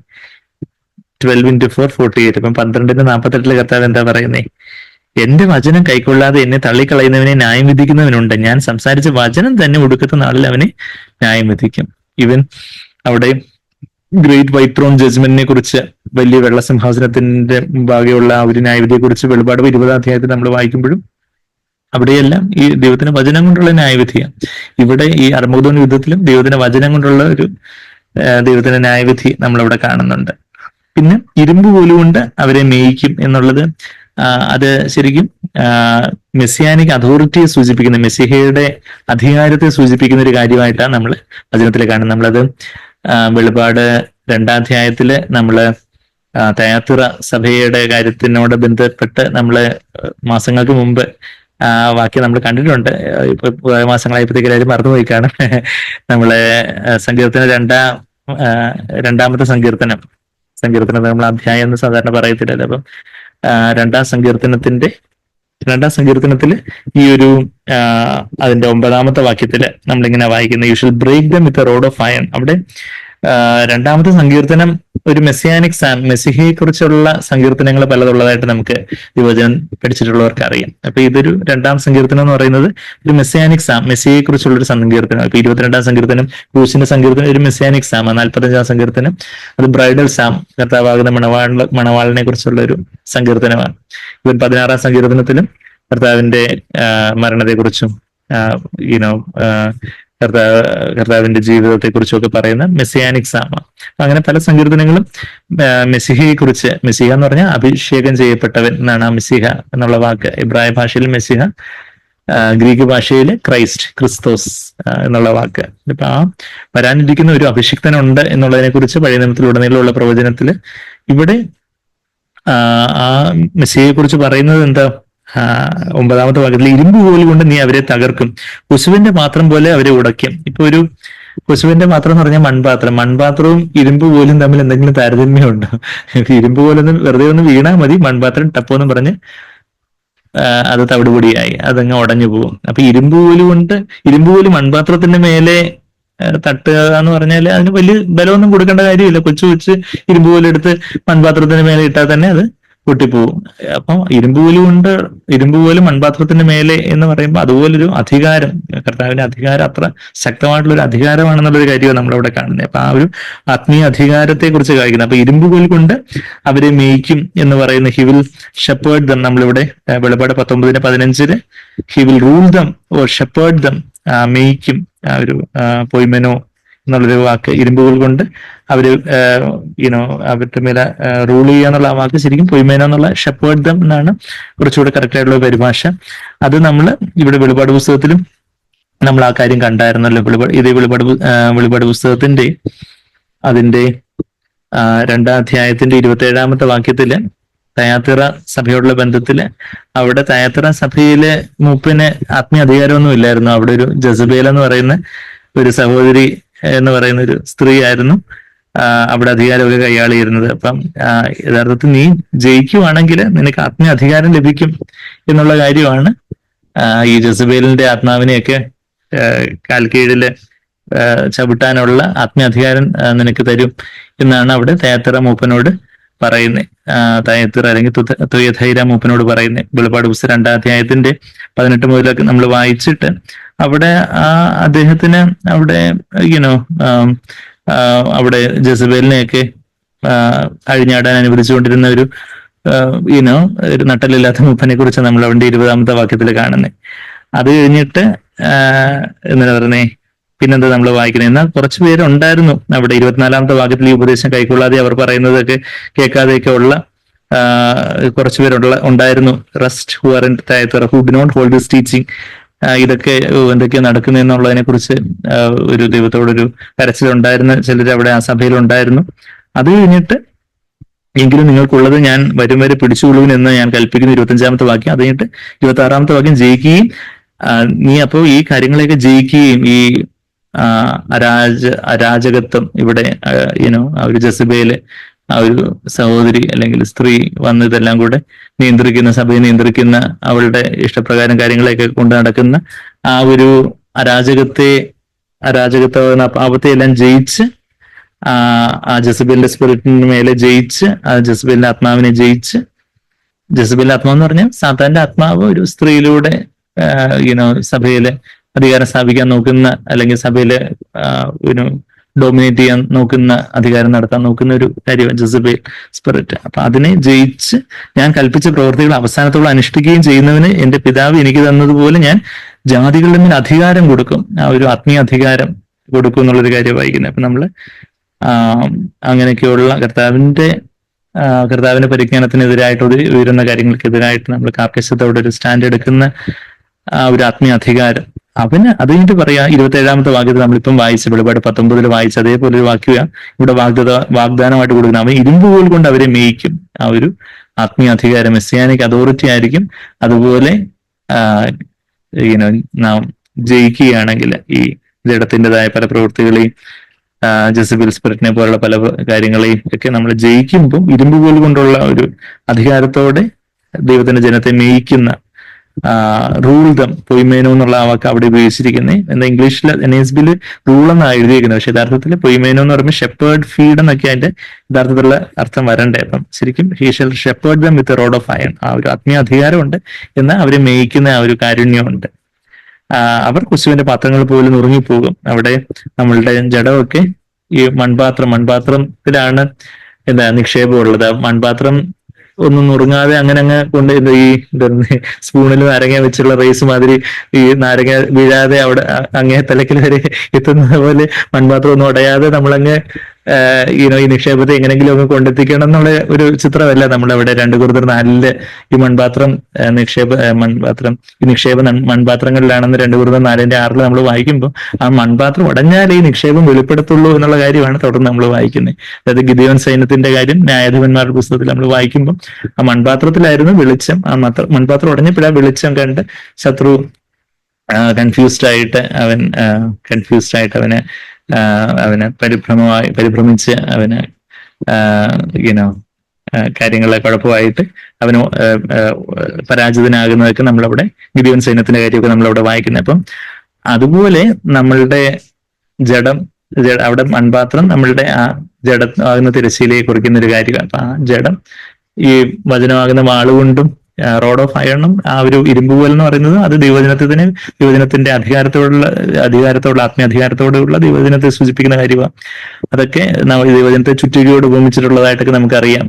യെരമ്യാവ് 23-29 വാക്യത്തില് അത് ചുറ്റിക പോലെ അഗ്നി പോലെയാണെന്നൊക്കെ നമ്മളവിടെ യെരമ്യാവ് 23-29 നമ്മൾ വായിക്കുന്നുണ്ട്. അപ്പം നമ്മളുടെ ആ ജഡമാകുന്ന ഇപ്പം ഒരു യഥാർത്ഥത്തിലുള്ള ഒരു ആത്മീയ അധികാരമുള്ള ഒരു ദൈവമനുഷ്യന് എങ്ങനെ പല കാര്യങ്ങളും കാർക്കശ്യത്തോടെ കാര്യങ്ങളൊക്കെ പറയുമ്പോൾ അവിടെ അവിടെയുള്ള ആട്ടിൻകൂട്ടത്തില് ഉള്ള അവരുടെ ആ ഒരു ജഡത്തിലുള്ള പല കാര്യങ്ങളിലൊക്കെ ചില കാര്യങ്ങൾ കാർക്കശ്യത്തോടെ നിലപാടെടുക്കുമ്പോൾ അവിടെ ജഡത്തിന്റെ മേലുള്ള ഒരു നുറുക്കമാ അവിടെ ആട്ടിൻകൂട്ടത്തിനുണ്ടാകുന്നത്. അങ്ങനെ അവര് കൂടുതൽ നുറുക്കപ്പെടാനും ഒരു ആത്മീയ അധികാരത്തിൽ അവര് കൂടുതൽ നുറുക്കപ്പെടാനും അവര് ദൈവത്തിൽ നിന്ന് കൂടുതൽ അഭിഷേകം പ്രാപിച്ച് അവര് കൂടുതൽ നുറുക്കപ്പെട്ടവരായിട്ട്, കൂടുതൽ അഭിഷേകമുള്ളവരായിട്ട്, കൂടുതൽ താഴ്മയും കൃപയുള്ളവരായിട്ട് അവര് ദൈവത്തിൽ വളർന്നു വരും. പക്ഷെ ആത്മീയ അധികാരം പ്രയോഗിക്കാത്ത ഒരു മൂപ്പനാണ് സഭ നയിക്കുന്നതെന്നുണ്ടെങ്കിൽ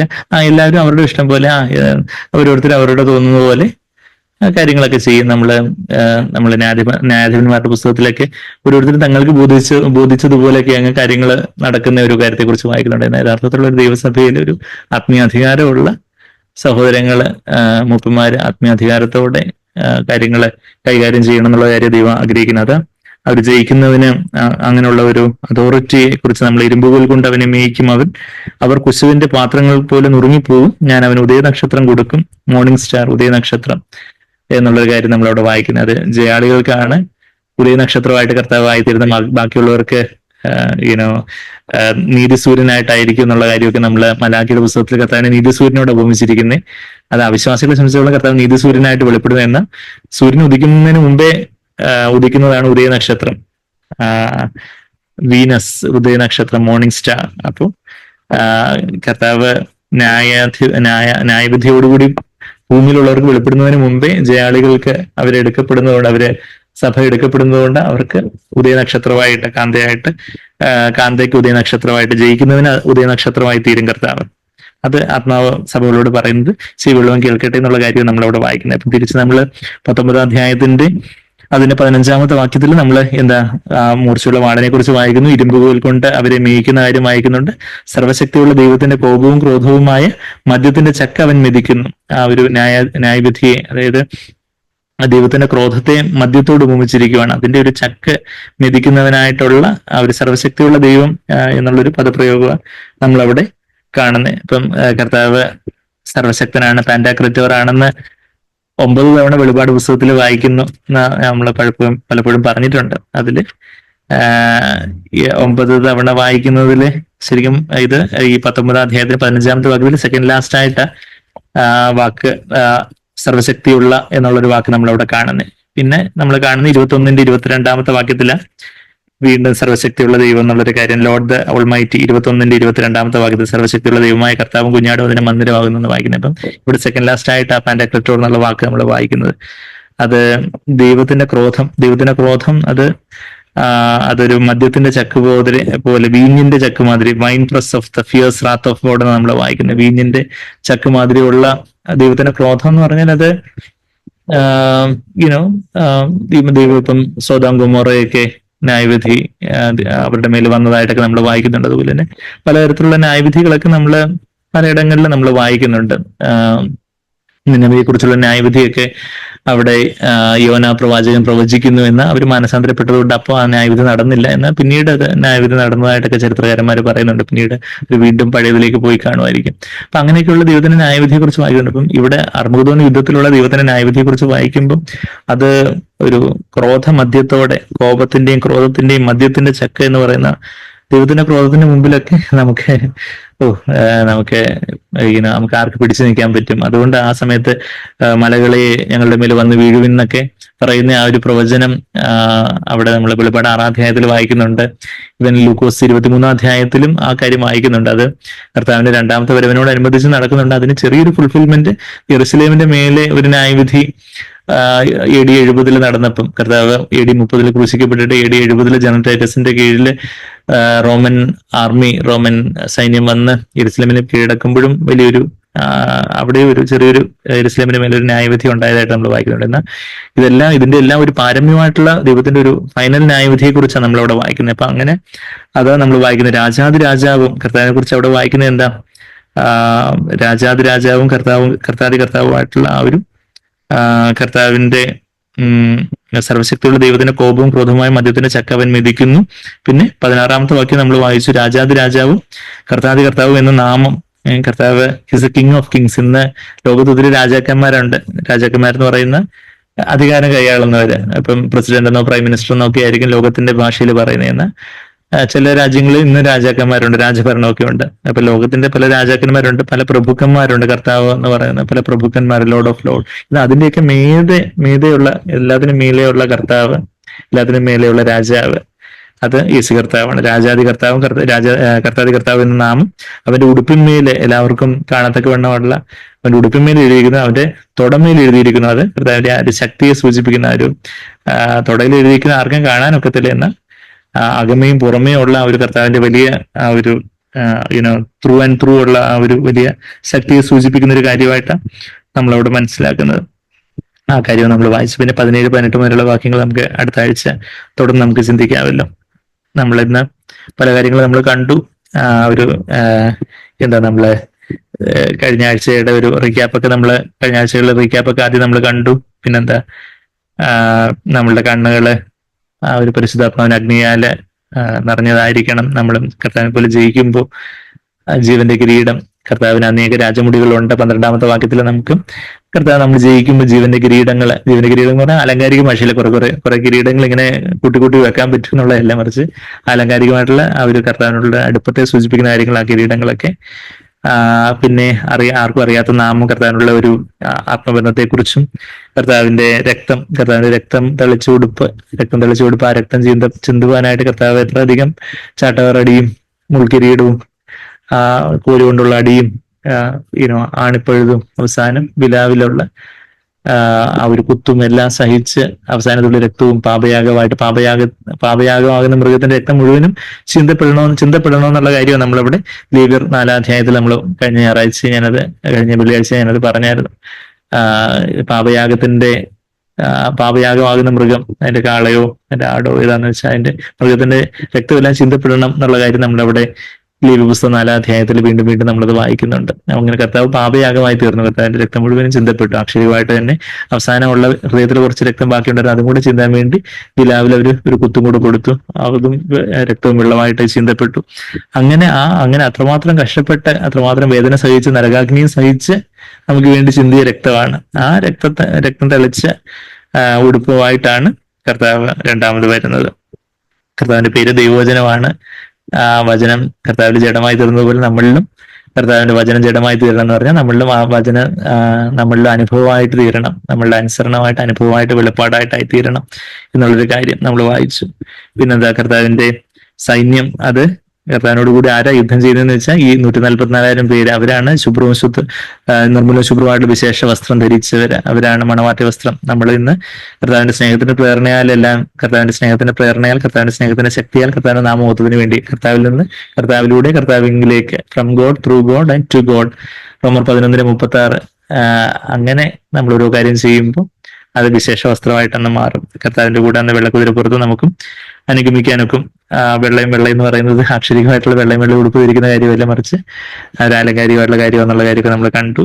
പിന്നെ 15-ാമത്തെ വാക്യത്തില് എന്താ, ആ ഒരു മൂർച്ചയുള്ള വാളാകുന്ന ദൈവവചനം നമ്മളുടെ ജഡത്തെ ഇന്ന് ചിന്തിക്കുകയാണെങ്കിൽ നമുക്ക് ആ ഇരുവായത്തിലുള്ള വാളുകൊണ്ട് മറ്റുള്ളവരെയും, അതുപോലെ നമ്മള് വീട്ടിലെ പിതാവാണെങ്കിൽ ഭാര്യയും മക്കളെയും അതുപോലെ ആ ഒരു ദൈവവചനത്തിന്റെ വാളുകൊണ്ട് അവരെയും ഹെൽപ്പ് ചെയ്യാൻ തക്കവണ്ണം. ഒരു സർജൻ എന്തിനു വേണ്ടിയാ സ്കാൽപ്പിൽ എടുക്കുന്ന? ആരെങ്കിലും കൊല്ലാൻ വേണ്ടിയല്ല. ഒരു കൊലയാളി ഒരു കത്തി എടുക്കുന്ന ഒരാളെ കൊല്ലാൻ വേണ്ടിയായിരിക്കും. എന്നാൽ ഒരു ശസ്ത്രക്രിയ വിദഗ്ധൻ ശസ്ത്രക്രിയയുടെ ആ സ്കാൽപ്പിൽ എടുക്കുന്നത് എന്തിനു വേണ്ടിയാന്ന് വെച്ചാൽ ഒരാളുടെ ജീവൻ രക്ഷിക്കാൻ വേണ്ടിയാ എന്ന് പറയുന്നത് പോലെ ദൈവവചനമാകുന്ന വാള് നമ്മളെ മറ്റുള്ളവരെ ജീവനിലേക്ക് നയിക്കാൻ വേണ്ടിയാ. എന്നാൽ ആ ദൈവവചനമാകുന്ന വാളിലെ അനേകർ കഠിനപ്പെടുമ്പോൾ അവർക്ക് തന്നെ നരകത്തിലേക്കുള്ള വഴി പാതയൊരുക്കുന്നു എന്നുള്ള കാര്യമാണ് നമ്മൾ കാണുന്നത്. കർത്താവിൽ നിന്ന് വരുന്ന വചനം ഒന്നും വൃഥമായിട്ട് പോകുന്നില്ല, അതിന്റെ കാര്യം നിവർത്തിക്കാതെ എന്നൊക്കെ യെശയ്യാവ് 55-ാം അധ്യായത്തിൽ നമ്മൾ വായിക്കുന്നത് പോലെ.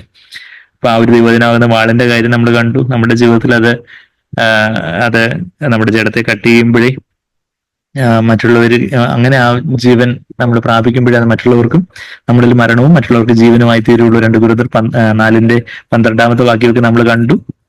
പിന്നെ ആ ഇരുമ്പ് പോലും കൊണ്ടുള്ള ആത്മീയ അധികാരം ദൈവം നമുക്ക് സഭയിലാകട്ടെ, കുടുംബത്തിലെ ആത്മീയ അധികാരം നമ്മളുടെ ഭാര്യാഭർത്തൃ ബന്ധത്തില്, മക്കളുള്ള ബന്ധത്തിലും ഒക്കെ ഉള്ള ഒരു ആത്മീയ അധികാരം, അത് കാരുണ്യത്തോടെയുള്ള ആത്മീയ അധികാരം. ഒരു ഡിക്റ്റേറ്ററിനെ പോലെ, ഒരു സ്വേച്ഛാധിപതിയെ പോലുള്ള ഒരു അധികാരമല്ല, മറിച്ച് ആ ഒരു കാരുണ്യത്തോടെയുള്ള എന്നാൽ കർക്കശത്തോടെയുള്ള ഒരു ആത്മീയ അധികാരം നമ്മൾ പ്രയോഗിച്ചാലേ നമുക്ക് ദൈവം അല്പത്തിൽ വിശ്വസ്തനായവനും അധികാരത്തിൽ വിചാരകനാകുന്നൊക്കെ ലൂക്കോസ് 16-ാം അധ്യായത്തിലും 19-ാം അധ്യായത്തിലും ഒക്കെ നമ്മൾ കാണുന്നത് പോലെ. 16-ാം അധ്യായത്തിലും 19-ാം അധ്യായം ഞാൻ കഴിഞ്ഞ ആഴ്ച റെഫർ ചെയ്തായിരുന്നു. ആ ഒരു 19-ാം അധ്യായത്തിൽ അതിന്റെ ഒരു ഉപമയൊക്കെ പറയുന്നുണ്ട്. 10 മിന കൊണ്ട് അവിടെ സഹസ്രാബ്ദ വാഴ്ചയിൽ അനേകം പട്ടണങ്ങൾക്ക് അധികാരിയാക്കും എന്നുള്ള കാര്യമൊക്കെ നമ്മൾ വായിക്കുന്നുണ്ട്. അപ്പൊ ഇരുമ്പുകൾ കൊണ്ടുള്ള അധികാരം അത് കർത്താവിനെ കുറിച്ച് പറയുന്നതല്ല, നമ്മളെ കുറിച്ചും അത് ആപ്ലിക്കബിൾ ആണ്. അപ്പനെന്ന നിലയിൽ, അമ്മയെന്ന നിലയിൽ, ജ്യേഷ്ഠ സഹോദരൻ എന്ന നിലയിലും ഒക്കെ നമ്മൾ ആത്മീയാധികാരത്തോടെ പറയേണ്ടടുത്ത്, കാർക്കശ്യത്തോടെ പറയേണ്ടടുത്ത് നമ്മൾ പറയണം. എന്നാൽ നമ്മൾ ബാക്കി എപ്പോഴും അത് തെറ്റിന്റെ സമയത്ത് നമ്മൾ കാർക്കശ്യത്തോടെ പറയണം. ബാക്കി സമയത്തെല്ലാം ഒത്തിരി സ്നേഹവും വാത്സല്യം കൊടുക്കുന്നവരായിരിക്കണം. ഇപ്പോഴും തിരുത്തൽ മാത്രം ആയിക്കൊണ്ടിരുന്ന ദാറ്റ് ഇസ് നോട്ട്, അത് ദൈവത്തിന്റെ യഥാർത്ഥ രീതിയല്ല എന്നുള്ള, ദൈവത്തിന്റെ സ്വഭാവമല്ല എന്നുള്ള കാര്യം നമുക്കറിയാം. പിന്നെ ആ ഒരു ദൈവത്തിന്റെ കോപത്തിന്റെ അതിന്റെ ആ ഒരു രൂക്ഷത നമ്മളത് കാണുന്നുണ്ട്. അത് കോപവും ക്രോധവും ഉള്ള ഒരു മദ്യത്തിന്റെ ചക്ക് പോലെ അതിനെ മെതിക്കുന്ന സർവശക്തിയുള്ള ദൈവത്തിന്റെ ആ ഒരു ശക്തിയൊക്കെ കുറിച്ച് വായിക്കുന്നു. കർത്താവിന്റെ ക്രോധം അതുപോലെ ഉള്ള ക്രോധവും കാര്യങ്ങളും ഒക്കെയാണ്. പിന്നെ കർത്താവിന്റെ പേര് രാജാതിരാജാവും കർത്താവും എന്നുള്ള പേര്, നമുക്ക് കർത്താവിന്റെ പേര് വിശ്വസ്തനും സത്യവാനും നമ്മൾ അതിന്റെ 11-ാമത്തെ വാക്യത്തിൽ കണ്ടു. പിന്നെ ദൈവവചനം എന്ന പേരെന്ന് കണ്ടു. അതിന്റെ 13-ാമത്തെ വാക്യത്തിൽ, പിന്നെ 16-ാമത്തെ വാക്യത്തിൽ രാജാവും കർത്താവും എന്നുള്ള പേര് നമ്മളവിടെ കണ്ടു. രാജാവും കർത്താവ് ഉടുപ്പമേലും ഉണ്ട്, തുടമേലും ഉണ്ട്. കർത്താവിന്റെ ബാഹ്യമായിട്ടും ആന്തരികമായിട്ടും ഉള്ള കർത്താവിന്റെ ആ ഒരു വലിയ അധികാരത്തെയൊക്കെ അത് കുറിക്കുന്നതായിട്ട് നമ്മൾ കണ്ടു. പിന്നെ 17-ാമത്തെ വാക്യം പോലെ നമുക്ക് ദിവസമായിട്ട് അടുത്ത ആഴ്ച കാണാമല്ലോ. നമുക്ക് പ്രാർത്ഥിക്കാം. സ്നേഹം നിറഞ്ഞ പിതാവേ, കർത്താവ് ദൈവവചനം കർത്താവ് ഞങ്ങളിലെ മാംസമായി തീരട്ടെ കർത്താവെ. ഞങ്ങളുടെ ഹൃദയപലകമേൽ ഈ കാര്യങ്ങളെ അങ്ങ് എഴുതി ഞങ്ങൾക്ക് ഇതൊരു വെളിപ്പാടായിട്ട് അനുഭവമാക്കി തീർക്കണം എന്ന് പ്രാർത്ഥിക്കുന്നു. ദൈവവചനം ഞങ്ങളുടെ കർത്താവെ, ഞങ്ങളുടെ ജഡത്തെ ചീന്തുന്നതിനെ കുറിച്ച് കർത്താവ് ഞങ്ങൾക്ക് തന്നെ അത് ഒരു അനുഭവമാക്കി തീർക്കണം. ഞങ്ങളുടെ സ്വന്തം ഇഷ്ടത്തെ മരിപ്പിക്കുവാൻ തക്കവണ്ണം ഞങ്ങളെ തന്നെ താഴ്ത്തി ഏൽപ്പിക്കുവാനും ഇവിടുത്തെ ആത്മാവിനാൽ നിറയപ്പെട്ട കർത്താവെ ഞങ്ങളുടെ ആ സ്വന്തം ഇഷ്ടം മരിച്ച് കർത്താവിന്റെ ഇഷ്ടം ഞങ്ങളുടെ ജീവിതത്തിലെ ഞങ്ങളുടെ ചിന്തകളിലും വാക്കിലും പ്രവൃത്തിയിലും ഒക്കെ പ്രതിഫലിക്കുവാൻ തക്കവണ്ണം ഇടയാക്കണമെന്ന് പ്രാർത്ഥിക്കുന്നു. അങ്ങ് ജയിച്ചതുപോലെ ജയിക്കുവാൻ, അനേക രാജമുടികൾ നേടുവാനും ഞങ്ങളെ സഹായിച്ചാട്ടെ കർത്താവെ. അനേകം കർത്താവെ ആ ജീവന്റെ കിരീടം പ്രാപിക്കുവാൻ തക്കവണ്ണം അങ്ങയോട് വിശ്വസ്തരായിരിക്കാൻ ഞങ്ങളെ സഹായിച്ചാട്ടെ. അങ്ങ് ഏൽപ്പിച്ചിരിക്കുന്ന അധികാരത്തെ സ്നേഹത്തോടെ കാർക്കശ്യത്തോടെ കൈയാടുവാൻ ഞങ്ങളെ സഹായിച്ചാട്ടെ കർത്താവെ. അവിടുന്ന് സർവശക്തിയുള്ള ദൈവവും ഞങ്ങൾ അറിയുന്നു. അവിടുത്തെ മുമ്പാകെ ഞങ്ങൾ മുട്ടുമടക്കുന്നു. ഞങ്ങളെ അങ്ങേ പോലെ ആക്കി തീർക്കണം. നന്ദി കർത്താവെ, നന്ദി. പ്രാർത്ഥന ഇടതയും സ്തുതിക്കുന്നു. എല്ലാ യേശു കർത്താവിന്റെ വിലയേറിയ മാതിരിയുള്ള നാമത്തിൽ തന്നെ. ആമേൻ, ആമേൻ.